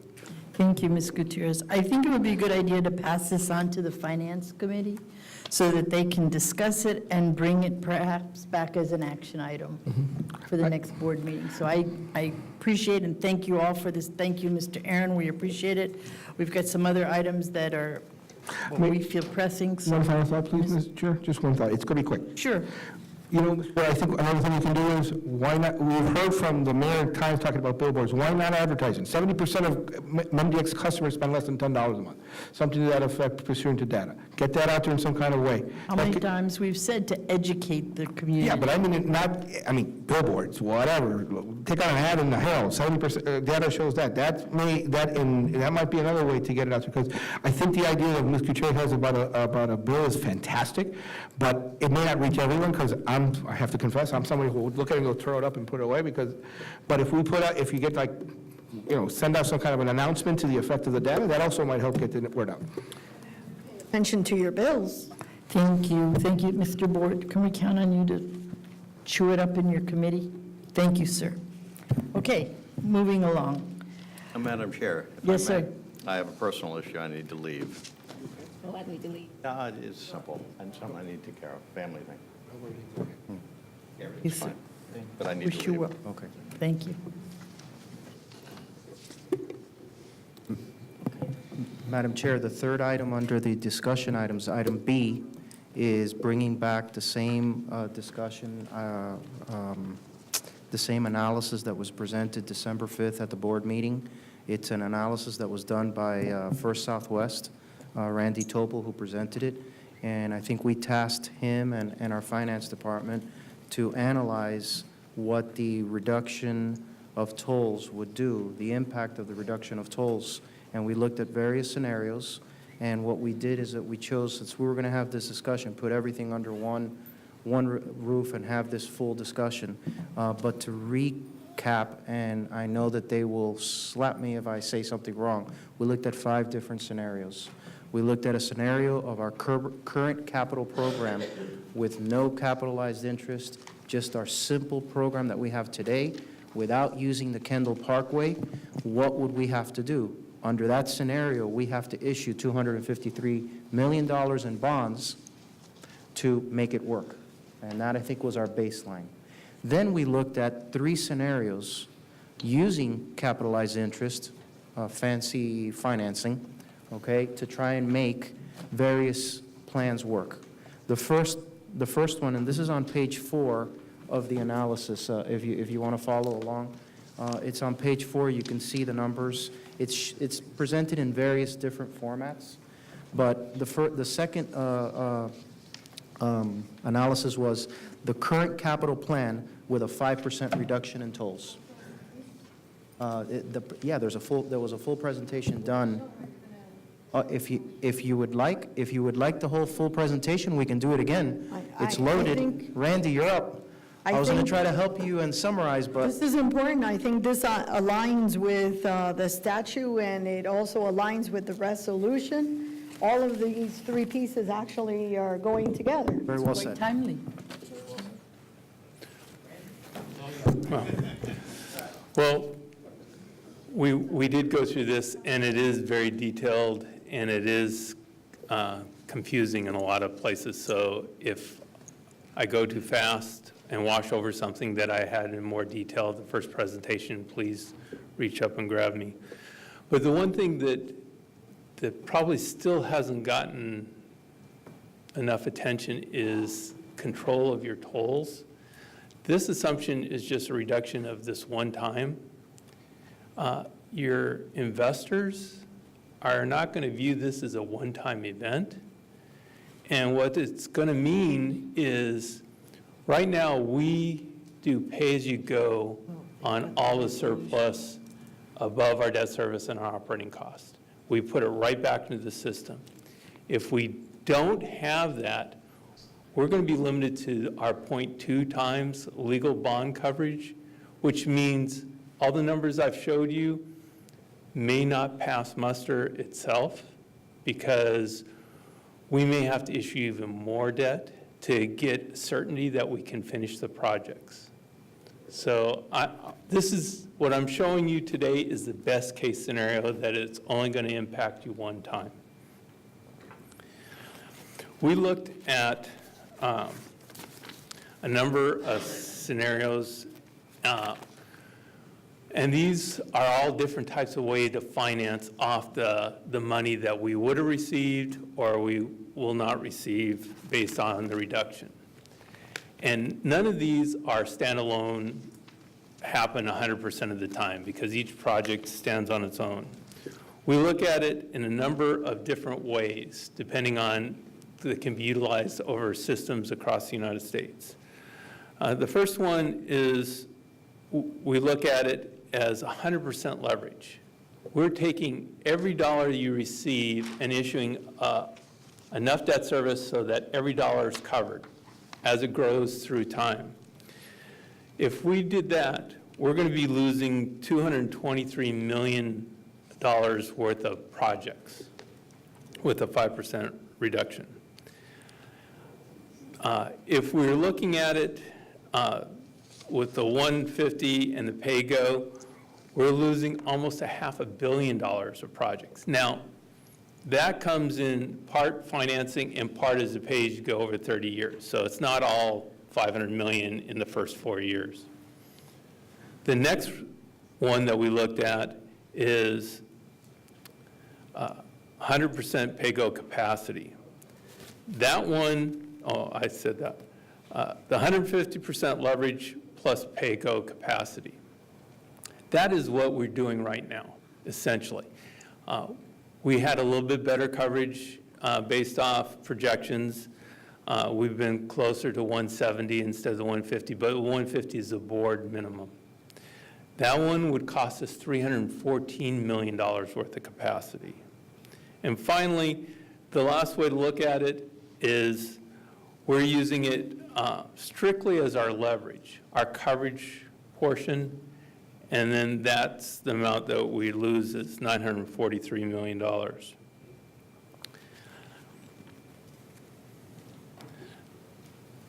Okay.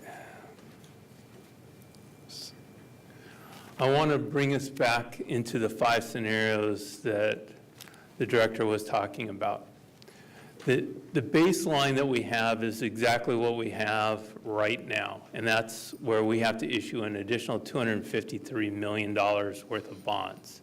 And you'll notice that the coverages aren't the 1.7s that we had before, they're 1.6s because the capital plan that you approved increased it from approximately $140 million of additional debt to $250 million. Then we looked at it with the different scenarios that we talked about. We looked at it as if we had a 5% reduction and kept the current capital plan. That capital plan, we're going to have to sell more Cap I to pay for the additional debt, for the revenues that we lost. So our bonding capacity is $346 million to complete the exact same project that we were having done for $253 million. And you'll notice that the coverages are still in the A category with a 1.5 coverage going through. So your current capital plan with a 5% reduction will only cost you an extra $100 million in bonds, which is approximately $250 million in total debt service over the life of the issue. The next scenario we looked at is adding the 836.18 with no reduction whatsoever. We were able to finance that without doing a CPI or a toll rate increase. We run into a couple years that are a little tight, but they're far enough out. We think that we're going to be able to work when we get a little bit more detailed information, we'll be able to work through that. So we could probably add the 836.18 if we don't have a toll rate reduction and finance it without adding a CPI requirement. Then we looked at the 836 with a 5% reduction. It does not work, period. It's,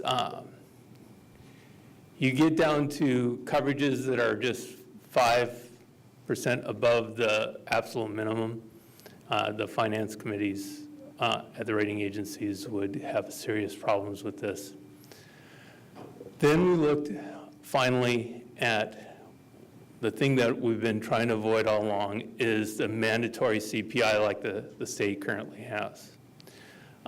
It hits every year like clockwork, and no one sees it because the tolls are all mixed up. But hopefully that changes. You'll notice that with the additional revenue, we can not only finance 836, we can reduce the amount of capitalized interest because we'll have additional revenues. Even with a 5% reduction up front, it generates so much more capacity with the annualized. It kind of makes me smile because then you can do more projects. That's where we were on those different plans.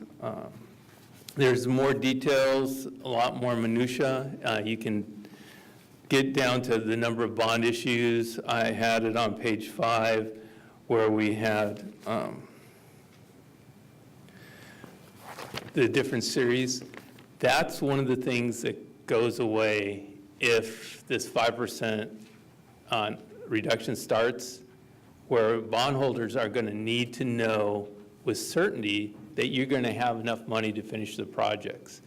And if we all of a sudden don't have control of our own tolling, and then we're going to have to debt fund 100% when we start a project. That means we either have to wait a long period of time and build up cash reserves so we have the equity buy down, or you as a board are going to have to increase toll sufficient, higher than you would normally have to do to meet the threshold for all the additional bonds you have to sell instead of doing the pay-as-you-go that you've been doing all along. So it kind of forces you into a higher toll setting mechanism. The last slide is what CPI really helps offset is cost of inflation. This is something that was asked to be put in. $1 today is worth a whole lot less during the end of our 30 years. That's something that we worked our way through for the first part of our beginning in this financing. We've never taken into account the additional costs going forward, but this is a really good indication on how much less those toll dollars that they look like they're $10 a month today. In 30 years, they're actually equivalent of $4.60. If you have any questions, I'm more than happy to go over it. Thank you very much, and this is a very timely presentation.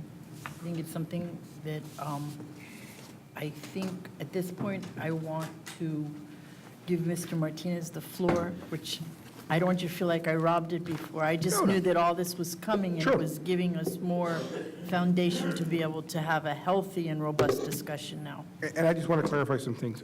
So your analysis is that if we do a 5% across-the-board reduction, we can't do the 836 extension, correct? Unless we add CPI. If you add CPI, then you can do it. So unless we, for lack of a better word, we reduce it now and we increase it next week, we can't do it. If we just do across-the-board 5%, it can't be done. Well, yes and no. Again, it gets back to who's controlling your tolls. Sure. If it really gets back to that, then even with the CPI adjustment, you're going to have to probably vote on a tolling level that's sufficient on day one to meet sufficiency to cover your debt. And that's something that we're not doing right now. Okay.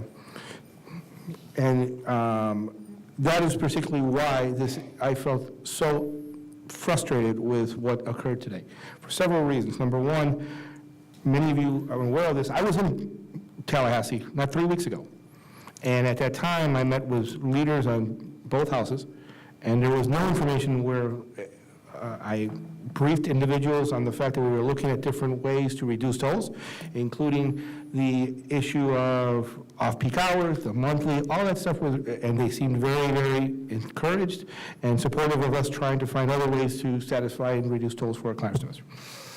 My problem is what happened today, besides the fact that it seems to be done in the midnight hour, was the fact that it's going to affect a project that has the potential to alleviate traffic for 600,000 members of this community, that is supported by virtually every local leader, that will affect many of those who have been attacking us. Their districts will be greatly affected and helped by the fact that we are doing this project. And rather than take that into consideration, they're again trying to limit our ability to do it. We increased our credit rating because of the fact that we are a fiscally responsible agency.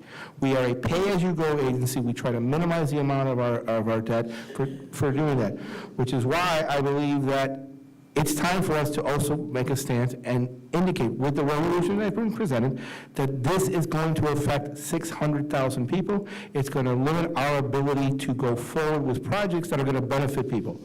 And this is no longer about opinions, fake news. This is a potential action that will stop a project that will affect more than 500,000 people. That is no longer just he said, she said. Do they pay too much untold? Do they not pay too much untold? Now the rubber's hit the road. And for years, Mr. Director, you know very well, we have been very accommodating. We've been willing to talk to people on a one-to-one basis, but I believe now it is important that we share the information we have, and which is why I asked for this resolution to be prepared, and I asked for us to, for all of you to review it. If you have any questions, I would like to move it into for this resolution to be passed, and I hope I get a second for it as well. Thank you. Ms. Gutierrez? Yeah, my question was before for Randy. Oh, sorry. I'm sorry. You go first, and then I will go back to me. Wanted to, I think what you're doing is commendable, I understand. And it's good that it's come right after all the presentations, that we have full grasp of the impact of what it means. I just want to indulge me for a second. I just wanted to ask a couple of questions on one of these items to really understand. Is it just a one-time, or is it always and long-term? If you go to that page 3 to your presentation, the same one that you're on, I believe. Item number 3, going across, it says that that one could work. You said that it could work. So my question there is, it's a 100% cap, and it says no reduction, meaning no 5%? Correct. No 5%. No CPI either, No CPI. but maybe in the future? That's up to the board. Up to the board. So in other words, if we go in and we leverage every dollar, we could end up doing things, and we might run into a little bit of a problem somewhere in the outer years. That structure is pretty close to 100% leverage. If you're going to be needing to do increments whenever a new project comes in, you may have to look at increasing your tolls to pay for the additional amounts, because we will be leveraging you up to a point that we haven't before. That one project is, and again, it's very preliminary. I have to go back to that. I haven't seen any updated revenue numbers. I've seen some updated construction costs. Some of it's plus, some of it's minus. So until I see it all, I can't do it from a standpoint of being as certain as I like to be with you. But right now, based on the preliminary numbers, we're right at the max. Before you get into the point of, even here, you'll notice that we have a number of years that we're below 1.5. That's below your board policy. So we'd need to come back to the board and ask for that approval. Can I continue? Okay, if we go to number 2, the current capital plan. Okay. The current capital plan with the 5% reduction. The current capital plan does not include the 83618, does not include the Kendall Parkway. No. So does that mean if we do that 5%, we can then not touch that plan? We could not do that project? No, you could, the 83618 you couldn't go forward with without some kind of toll adjustment, but your existing capital plan. Now, the part that we have to be careful on is, again, the loss of control. Because that just assumes that we still have access to all the surplus to do the pay-as-you-go as we're going. That's far greater than the 1.2 coverage that you are legally entitled to keep based off of what I'm hearing. I haven't had a chance to see any of the legislation, but everything above that may have to be bond financed too. Okay. But I don't know that yet. Is that 5% a one-time shot, or is that an assumable all the time? That was a one-time shot. One-time shot. Okay. So, Board Member Martinez, I mean, when we look at these scenarios of the 5% reduction, we have been selective in terms of analyzing the bill. The bill calls for a one-time 5% and CPI. So if we go back and complain about the 5%, the person who's issuing the bill would easily go back to you and say, Well, Board Member Martinez, yes, I understand that the 5% has an impact. That is why we included CPI in the bill. So, I have a difficulty having this debate unless we're consistent. Either we are discussing a hypothesis that covers the bill, or we're discovering our own hypothesis. Because there is the bill only calls for those two items in terms of analysis. But If I may respond, I'll respond to that when given a moment. Number one, when the original toll increase was done, when we did the tolls, one of the things that was adamant about this board was not to have an automatic CPI, that we were not going to have a situation where we were going to do CPI without an approval. I believe if the bylaws require I don't know if it's a simple majority or, okay, that it does not automatically go in. We had to approve a CPI increase at the board level. It didn't just go automatically in. So I have a hard time now going back from what I said, which is I am not in favor of an automatic CPI such scenario, and I'm not in favor of a reduction that's going to affect my ability to do my roadways and it's going to affect my credit rating because I'm losing control of what we were basically built to do, which is to take the responsibility and have to deal with these issues. And those things are what I believe is why I have such strong opposition to this, because yes, there's a 5% decrease now, but then the likelihood is that there's going to be an increase on CPI, and you know what? Guess who's going to get blamed for that? We are again. I would rather be responsible for making the vote if we have to increase tolls because we're trying to do projects than to take responsibility for something that is being done automatically. So that is what my objection to this is as well. Chairwoman, my point remains. You haven't addressed my issue. Okay. My issue is that the only hypothetical that the bill generates is a one-time 5% and a CPI, not your commitment. If you're having the debate with the bill, then you have to read the bill and be consistent with the hypothesis that the bill creates. It is not the bill / the Martinez or the MDX version of the bill. There's only one bill, 5% reduction and CPI. So the numbers that Randy brings forward, if we go out there and we say, but this hurts us or this injures, it doesn't. Read the bill. The bill says, now, if you, Mr. Martinez, or this board doesn't want to swallow the CPI, that's a different discussion, but it has nothing to do with the bill. Go ahead. If I may, Madam Chair, no. The bill is one bill, but the bill is very clear to it's a one-time 5%, but it's a perpetual lifetime CPI, which goes into effect annually. It's annually. So it's disingenuous to say to this community, Miss Legislator, the one that is the author of this proponent of 5%, I'm going to force MDX to give a 5% reduction, but wait a second, I'm not letting you know there's always going to be a CPI increase from here and out every year, no matter what. That's being disingenuous because you're reducing 5%, and we just heard what that 5% really constitutes to people that pay $10, $11 on, for using our system, and yet we're going to actually have a perpetual tolling increase because that's really what a CPI is. We won't even have a hearing about it. It just goes automatically. If we want to be like Turnpike, then that's okay. If we want to be like Turnpike, let's be like Turnpike. They increase their tolls on an annual basis, and this community doesn't know about it.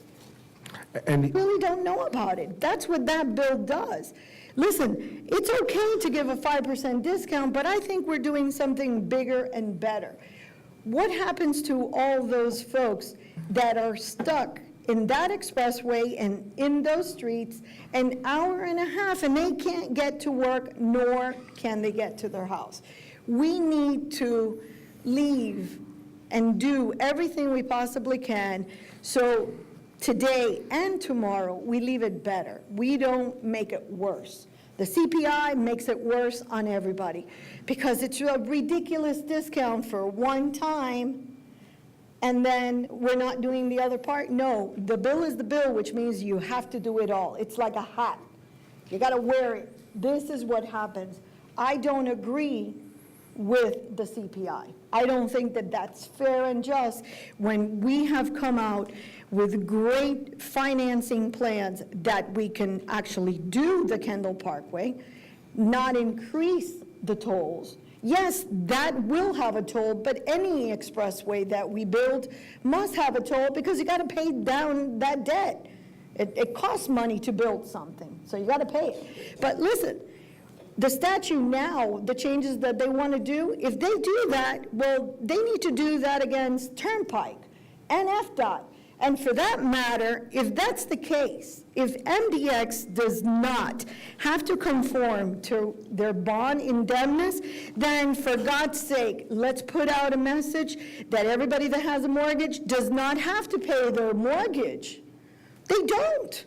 Because if we as a government agency no longer have to care for our bond indenture, then actuality, why should I have to pay my mortgage? I want to use that money for my vacation. And such That should be the case. And such legislation does not, I don't think, immunize us from potential litigation from our bond holders that this affects what their covenant with us when they bought our bonds. I'm not sure that this legislation alleviates us. What it does do is has the potential now for us to be facing litigation from holders and others as well. I'm sorry, the bill says, if we're talking about the bill, it's not the version that you want about the bill or the version that you're willing to accept about the bill. It's one bill. It says a 5% reduction and CPI. You guys are talking about something else, not about the bill. Okay, then let's. It is something else. Let's just agree on that. Then let's do something. And by Why the don't we way, ask the attorney to weigh in? Wait, let What me does the finish. bill mean? Allow me to finish, Ms. Gutierrez. The second thing is that if we follow the bill, I'm not suggesting that we approve the bill. I just want to be consistent with what we're talking about here. Okay. And then the last point would be, if we look at Randy's tables, it makes us look better. It allows us to do more. It allows us to build more. It gives us better cap rates. So I'm not sure how we can make the argument that we're an injured party here if the discussion is about the bill. I'm not saying that we're going to do it, but if that's the discussion, let's be consistent about it. I just want to mention that the bill hasn't been amended yet because they haven't voted on it, but there's a new section to the bill. And that's why our hair is raised. Mr. Mayor. Thank you, Madam Chair. Could somebody give me a Reader's Digest, a version of what this bill is? Because I just came late. I was at a governor's news conference. Sorry about that. Yes. Last week, Thursday, House Bill 141, a bill related to the Alligator Alley, was amended and added language that strikes on 348, Part 1, subsection 0004, which is purposes and powers of MDX. Last year, House Bill 1049 that passed said that subject to compliance with any covenants made with the holders of any bonds issued pursuant to the Florida Expressway Authorities Act, an authority in any county defined, a home rule county, Reader's Digest, shall reduce toll rates by 5%, but no more than 10%. What they did in this amendment last Thursday and today in Senate, which is the Appropriations Hold on a Committee. second. We didn't do that, right? No, we didn't do that. We haven't reduced the toll rates. Okay. But what they added, Mr. Mayor, was they added a subsection B that says, there is hereby created a cause of action for the imposition of excess toll charges. Any person eligible for a toll reduction, as specified in paragraph A, may bring a civil action in a court of competent jurisdiction against a toll authority for the value of the toll credits that the person would have had been credited. The court may award court costs and reasonable attorney fees to any person bringing an action under this paragraph. So in essence, it's saying we didn't follow the bill, so the user can sue MDX and, be awarded attorney's fees as well. Okay, but is it in light of the fact that we must comply with the terms of our bond indebtedness? Well, what they did is they struck that part of they strike it, and then they make it applicable. Okay, Our position- applicable, okay, but does the applicability of that then take effect when they pass this bill? So in other words, they're saying, okay, Now, you forget about your bond indebtedness, okay? You will do a 5% reduction, and if you don't, then anybody can come in and for a cause of action, et cetera, et cetera. Issue of a retroactive a law. And I'm not that's sure I'm not sure about retroactivity, so that's something for the attorney to say, is that retroactive, or it becomes applicable now if it passes? Because they struck that now, all right? This act shall take effect July 1st of 2018. Okay, so now, if we don't reduce it by July, July 1st of 2018, have a 5% reduction, then people can have a cause of action. But I don't believe it says that they can go back to a year before when we didn't give them the relief, because we were bound by the language that they say that, because of the bond indebtedness, right? So that could be our defense, right? Correct. But if we don't do it now, then they can sue us. Okay. But if I, and It's clear as mud. Sure, and I apologize, Mr. Rodriguez, wasn't there a concern that there is an indication that they wanted this to be retroactive as far as the That's what was indicated to us at committee meeting back when Bernardo Escobar went up to Tallahassee before Mr. Drake's Transportation Committee. But the mayor has a very good point. They're No. striking it now. They're striking it now, all right? So, yeah, I know that sometimes they may be, we may get unfair laws, but then we need to talk to the attorney, our attorney, your opinion, would that make us liable for retroactively for the 1 year that we did not give the 5%? I don't know. It doesn't really, it's not real clear on that, but it kind of insinuates that. But the fact that they strike out the savings clause, they didn't strike out 348-0010, which is the legislator's promise that they would never pass any kind of legislation that would affect the bondholders. So the fact that they struck it out, I don't know if that alleviates the responsibility of the other statute. And I think the reason they put that in the original bill is because it's consistent with 348-0010. All right, next question would be, if I may, if we had installed or initiated a 5% reduction last year, what was the amount of that reduction? It was about 10, it would be about 10 million. $10 million? Correct. Okay, $10 million. Okay. May I for 1 second? Sure. I don't think the amount is as important as I think what Randy has alluded to several times, is that the MDX is an independent body that sets the toll rates. If the bondholders or somebody perceives that the legislators control the toll rates, then it creates a very big problem for us. The problem is?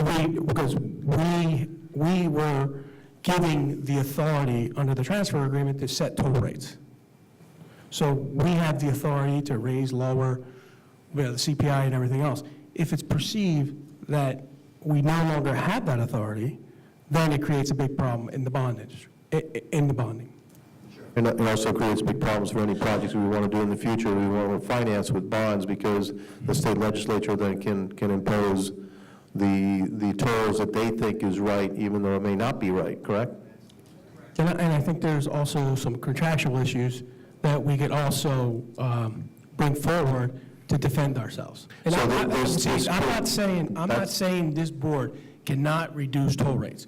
What I'm saying is that we should stay away from the appearance that the legislator is the one who's telling us to control the toll, to lower the toll rates, because we're doing it at their direction. Has anybody gone up to Tallahassee and explained to our legislators that because the number one project on my mind as mayor and as MDX board member is the Kendall Parkway? Yes. Period. That's what I want. And so if this impedes our ability to fund the Kendall Parkway and give relief to 600,000 voters, then I'm going to have a major problem. And so that's what I have to make sure that what you're saying is true, that it could impede our ability to build what I consider to be the most important project, probably that MDX has in the foreseeable future, which is the Kendall Parkway. So is that something that our bond council is willing to say and take it up to Tallahassee? Because I'll take that message myself. And there may be ramifications for this particular project if we cannot build the Kendall Parkway because of it. And if I may, Mr. Mayor, when I was up in Days 3 weeks ago, I met with different legislators and discussed exactly our concerns about this, not to the detail of our bond attorney, but talking about the need to the 836 and our concerns about the bill, et cetera. So they have been made aware. Obviously, I'm not a bond attorney, so my discussion with them was more in a generality term, but the fact that this could affect, that this legislation could affect it was relayed to them by me when I was up there 3 or 4 weeks ago. If I may, because I think we're discussing different things. Last year, when this bill was enacted, the position of bond counsel, of our attorneys, was that there's governance issues and there was good governance. We comply with all the good governance, but when it comes to governance issues, setting toll rates, discounts, all that, the board is the one. So our position was that the savings clauses give us the exception on all of those areas that deal with money, whether it was the 5%, whether it was the CPI. The issue now is that the savings clause is being taken out, and there is that discussion of forward versus back, and I understand that. What Randy was tasked to do was, if this board, and again, the analysis was, forget the legislature, if this board tasks staff, our financial folks, to reduce 5%, what is the impact? So we looked at our base case capital program with no Kendall Parkway. We looked at our current capital plan with a 5% reduction. We looked at our current capital plan with the Kendall Parkway and no reduction. We looked at the Kendall Parkway with a 5% reduction, and then we looked at the Kendall Parkway with a reduction and an automatic CPI. So you're either going to be pregnant or not. And the thing is, you're going to apply with all of the financial issues that they're imposing or none of them. But we did the full analysis, and I think what we're debating here is the hypothetical. The hypothetical is, we're either going to comply with the law, and we believe that that portion of the law supersedes our bond covenants, and that was the position we took. Independent of that, what can we do? And he did the analysis, and he said, if you guys do any of these scenarios, this is how you could afford the Kendall Parkway, or not afford it. And we can afford the Kendall Parkway with no reduction of toll rates and doing capitalized interest for 5 years on the current capital program that we have. Setting our toll rates on the extension, on the Kendall Parkway, as we typically have to do, we can afford it. If we reduce our toll rates by 5% and do nothing else, no CPI, no nothing, we can't afford the Kendall Parkway. But that's a discussion for us to have. Madam Chair, I have difficulty believing that. I do. I'm sorry, okay? Because the Kendall Parkway is supposed to stand on its own, with its own tolls. Yes, it Okay. does. Yes, but So if it stands on its own with its own tolls, then why would whatever's happening in the rest of the system have a bearing on the Kendall Parkway?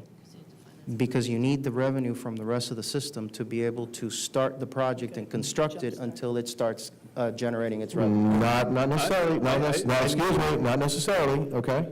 Not necessarily, because you can't have capitalized interest. Your tolls are going to be higher. They're going to be higher than they normally would be, but you can still do it. Sir, Right? the revenues that they gave me didn't even pay for 40% of the project. I'm waiting for the updated revenues. I had to use what But they gave me. I'm sorry, but if the tolls on the Parkway are supposed to pay for the Parkway, But they didn't. but that's not what I'm saying, okay? Okay. If you put tolls on the Parkway that pay for the Parkway, right? If it costs $5, okay, to pay for the Parkway, it costs $5 to pay for the Parkway. How, the only thing that concerns me would be that, if the bondholders think, well, wait a minute, they can reduce these tolls anytime they want, and therefore, I'm not going to invest in those bonds. But I was always told that this particular Parkway was going to stand on its own. Sir, I could only use the numbers that were provided to me. The assumption based on those revenues. Based on what you said right there, yes, everything you said is factually correct. Everything you said. But we did not receive enough revenues on the very preliminary numbers, and again, that was very preliminary, to support even 40% of the project cost. We're going to be going through and looking at it. I don't generate the revenue numbers, sir. All I got was construction numbers and the revenues. The revenue numbers are based on the tolls that they think they're going to impose on the Parkway and the riders, Yes, the users. but it was preliminary. So in essence, the Parkway will be subsidized by the rest of the system? Yes, sir. Okay, that's not what I was told. I'm not, Okay. yeah. I'm just going by this scenario right here, the revenues that were provided to us to run through it generated 40% of the equity to build that project. So the system had covered the 60%. And that was a very preliminary numbers. But And that was based on an alignment that was not what we concluded with in the last few months. That was the alignment that was closer to Chrome Avenue, that was further away. It didn't attract traffic in the southern end of the alignment. So we believe that traffic and revenue will increase a little bit, and I'm looking at my traffic and revenue consultant because I've seen some of the numbers. We believe it's going to come up. Then the question for this board will be, what toll rates do we set? We're going to give you at least 5 different scenarios to see how much we want to finance. And then Randy will run all of his different scenarios to give you the more definite. Final question. Maybe it's the final question. Depends on the answer. The rebate that we gave to the users, that constituted what percentage of the tolls of the Miami-Dade Expressway Authority? Yeah. Yeah, whatever it was, there's a percentage. So what percentage was actually rebated back to the users? I don't recall. Maybe it was like 20, 25%? No. 20? No, 25% was, no, Of the total revenue. of the The total. total revenue, what was rebated back? Honestly, I don't remember. I don't recall. I'm sorry. 5.7 million Been- divided by, maybe like 2.5. Well, because you're telling me 5% is $10 million. Right. Okay, so you rebated 5 point something, so, okay, a little bit over 2.5%. Okay, thank you. Mr. and Board, I made it put in context because I think, to put in context, 80% of the revenue generated at MDX is generated by 30% of the actual users. 30. No. It's No, this. no, no, Hold on. No, it's a very small, No, hold on. I wrote it down. 70% of our users spend less than $10 a month on the toll. Hold on. 80% That's of the our first thing that revenue is came up. generated by 30% of our customers. Exactly. Yes. That's it. 80% of our revenue is generated by 30% of our customer. 70% of our customers spend less than $10 on a month. Less on our than system. $10. They're infrequent users. The ones that are screaming. Randy, could you go to the slide of the CPI effect? Okay, so, Mr. Martinez, this is the slide that reflects the current policy of this board. It delivers a reduction in deliverables in our ability to build and deliver solutions to our customers. And it does that consistently throughout this whole period. So if the function of this board is to make transit, it's to deliver mobility, the current policy needs to change. Now, it's not a question of if it will change, it's just a question of when it will change. So maybe it takes a change in the way that we see things, but this is the current policy that this board has, with no CPI increases. So I think that this is a failed policy, because it hinders our ability to deliver the solutions that this community needs. In the last committee, we had somebody that delivered to us the information that said, we are going to suffer, we're going to benefit from 3 million more people in the South Florida area in the next decades. And this, within the next decades, this is the policy that we currently have. So that would be just my point in terms of Absolutely no CPI increases. We can't have it both ways. We can't do the projects that we need to do to meet the demands, and not do some type of policy change. Yeah, I don't think it's a policy change that needs to occur. It's actually a vote and action at a committee that would activate a CPI increase. And if that, so be it. I think before we even go there, what we first need to realize is get closer to the financing program of the Kendall Parkway. Realize what that is going to entail. What kind of tolling are we looking at? And what kind of money is it going to take to get it done? Because it is a game changer. And it is something that MDX should pursue and fight for and do. I mean, we all are in agreement that we need to do it. It is the game changer. If you are out there living there, you're stuck and you don't have options to get to the mainland. That's really tough. So we need to get it done, but I think we need to start and talk numbers. And, and consideration needs to be made on how we're going to fight this statute, 5% CPI, perpetual CPI, because I do think that when we look at numbers, we have to look at the whole holistic approach of how we're going to move forward. Today, the future, and that's what's important, is moving the folks along. Excuse me one second. I think my biggest concern right now is that I've been told by the executive director that this is quite time sensitive. The Parkway financing will be coming to this board next month in April. The toll rates will be presented to the board. You'll have a choice of what we go out to the community, because we'll have to go to the community. You'll see the sensitivity analysis that we did, where we set different toll rates, and each one of them attracts different traffic. Because if the argument is to try to get people to go east and west to split it, then if you put the price too high, people will avoid it. If you don't have interchanges at the right places, people don't get onto the facility. So the board's going to see the entire, traffic and revenue, and they're going to see different financing plans for your choice.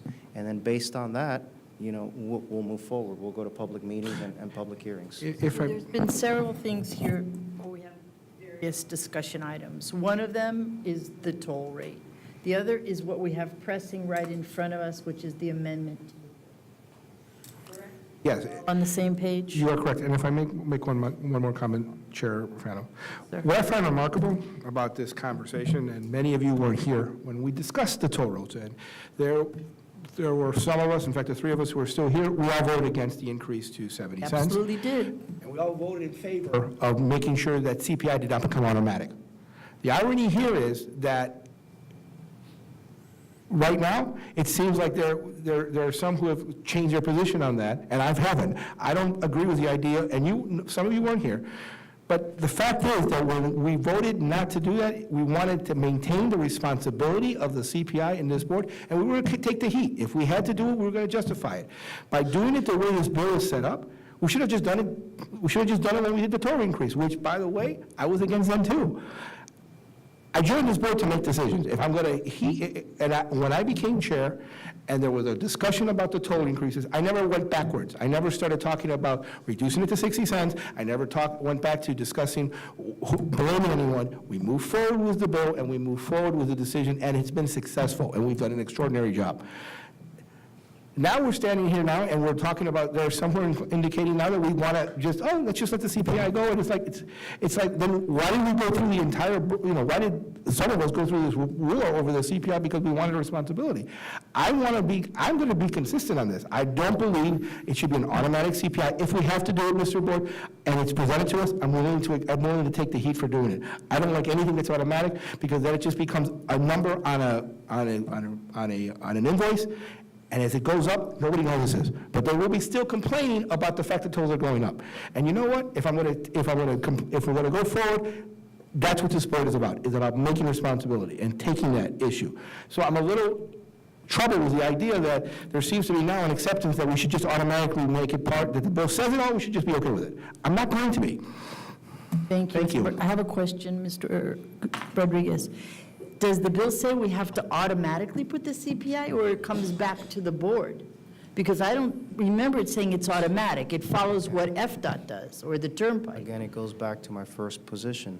The position of the authority and by advice of counsel is that anything that deals with governance is inconsistent with our bond documents. Therefore, we did not comply because there is an exception rule. There's the savings clause. If it's inconsistent with your trust indenture, with your transfer agreement, you're covered with that. Everything else, we complied with. 5-mile distance between gantries, posting everything on the website, all the other stuff on the bill. So we can't pick and choose whether it's CPI or the toll rate. Our position was that nothing that dealt with governance, everything that dealt with governance was inconsistent with the transfer agreement, which is included in our trust indenture. Only this board can have that power. That's why we did this analysis, and if the board wants to reduce or set the toll rates, it's up to the board. There's always going to be the perception, and that's an issue, and it's been addressed by Moody's in their report, and that's something we deal with. But our position was, you, as a board, set the rates, not the legislature. I That's it. understand. Mayor. Does this bill say that a CPI is now imposed at an MDX? Is that what the bill says? The bill From the state of says- Florida? Follow what Say what? FDOT does To in follow, turnpike. it says to do what the state of Florida does, which is the automatic increase. So it's all So the bill contained in the says to same- have a CPI increase, just like every other toll road. Correct. So it reduces our rates by 5%, and then allows it to be a CPI increase like every other toll road? Correct. Well, that's interesting.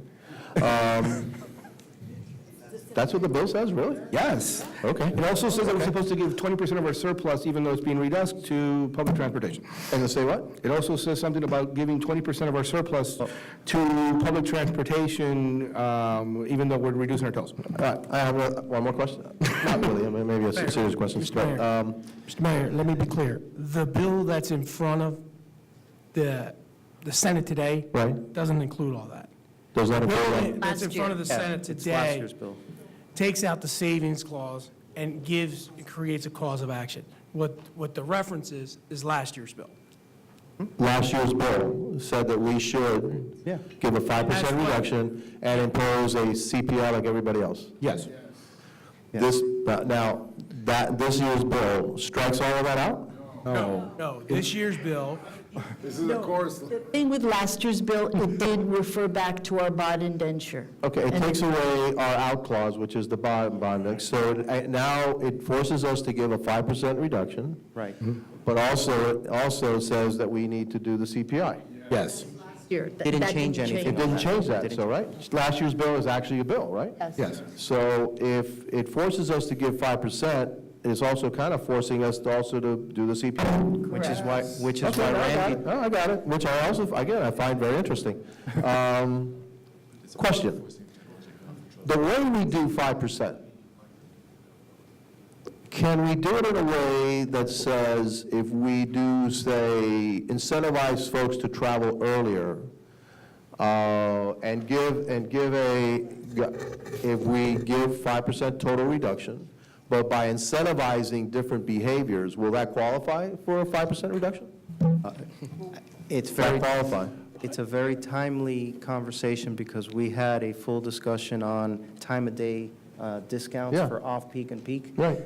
Again, this board sets the toll rate, and this board, if they choose to do one of those, can say, But would we be complying? In other words, if we actually reduce toll rates by 5%, by giving incentives to people to travel? No. I'm not sure of that, because it just said reducing 5%, and we are reducing it 5%, okay? So you may reduce the toll by 20% at certain times of the day, right? It But the actually- total at the end would be 5%.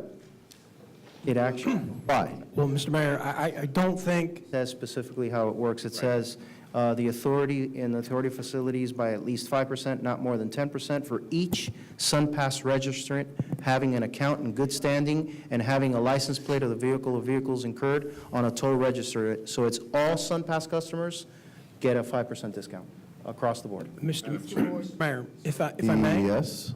I don't think the issue of the 5% is what's the interest of MDX. I think the issue is the autonomy of this board to set toll rates. I mean, if you want to go into a room and figure out, say, hey, we came up with the magic numbers 5% and we're going to do it this way, I don't see a problem with that.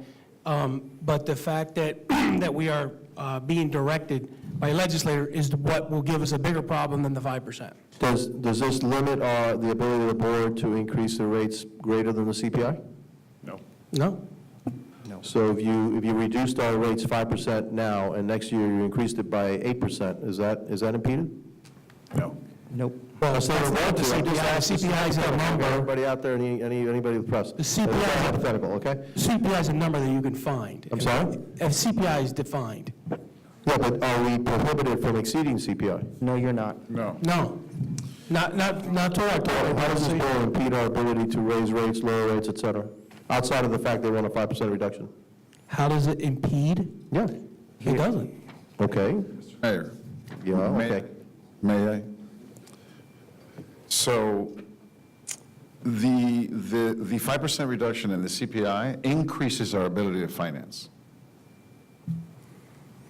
It increases. It increases our ability to fund all the programs that we have in place and more.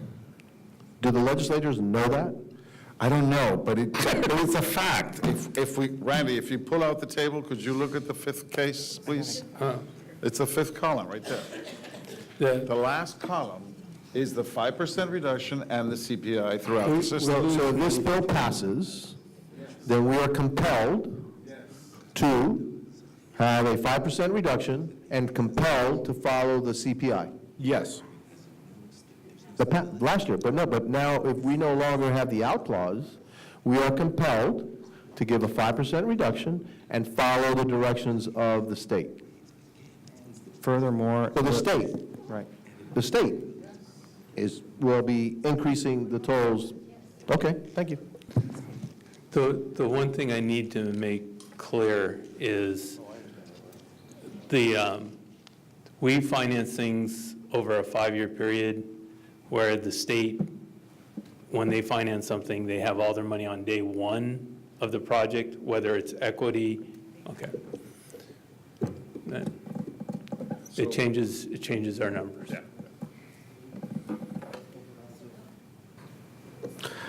Randy, isn't one of the other concerns is that this would also, Well, I apologize. what remains unsaid is, if we follow the statute, what we've also played into, you have a transfer agreement that you just gave up your authority, okay? And you paid for this expressway to have it as an autonomous authority. So by doing what they're saying, you just gave up your rights. And who's to say, if you gave up your rights today, tomorrow, when you put a financing plan together, and some person out there doesn't like it, they again have a different issue, they'll come back and bite you again. And you lost your autonomy, and you lost the fight, It's okay? precedent setting. Because you've set precedent that you did what they said, because you no longer are, you didn't validate that transfer agreement, you yourself, the one that you bought, the one that you've been running this authority under. That's what's also at play. Thank you. And that then puts the future at stake. Right. For any time you go out to bond. Did you want to say something else? Just to follow up, Randy, if I recall, one of the things that you were discussing was the concern bondholders would have that now, that one of the things that they've found with us is stability, that our ability to have the autonomy to set our toll rates. That's one of the things that, am I correct in that? Well, one of the things that's a very strong credit for you is you have a percentage pay-as-you-go, so whatever surplus you have can go back into it. That's based off setting an overall capital financing plan instead of 100% debt financing. It ends up being a lot cheaper in the long run that way.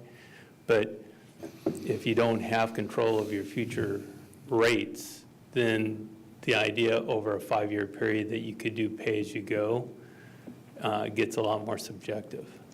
let's be blunt. If you think this is if this is going to be the last time this happens, you're kidding yourself. If this passes this time, there'll be another body down the line, and I'm talking hypotheticals, but it's, once precedent is set, and the ability for the state to make these kind of sua sponte decisions on how our rate should go up or down, it's not going to be, it'll be done again, because the first time is always the hardest. The second time is always, it's easier, and the third, et cetera, et cetera. It'll It'll turn affect into a them. maintenance operation. Yes. It'll be very difficult for you to finance going forward based off being the amount of cash you need for these type of projects in the city. They're way more expensive per mile. It would be almost impossible for you to generate enough equity or have high enough tolls. You'd have to do all your financing on day one. Thank you, Randy. So our issue right now at hand, and I think I gave the directive to Mr. Board, is to take this back to committee and hash it out. And I think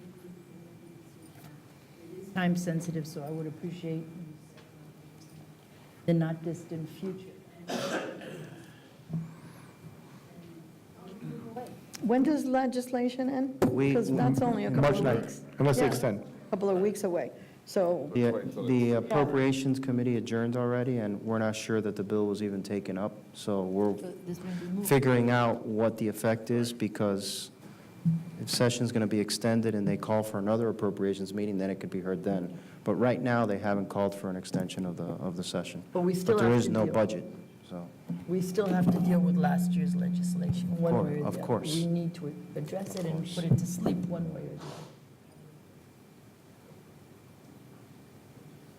Any other questions, discussions? I am not going to have chair comments today. In the spirit of time, wish everybody a happy February. See you in March, and thank you very much for this motion, unless you have something else you'd like to motion to adjourn.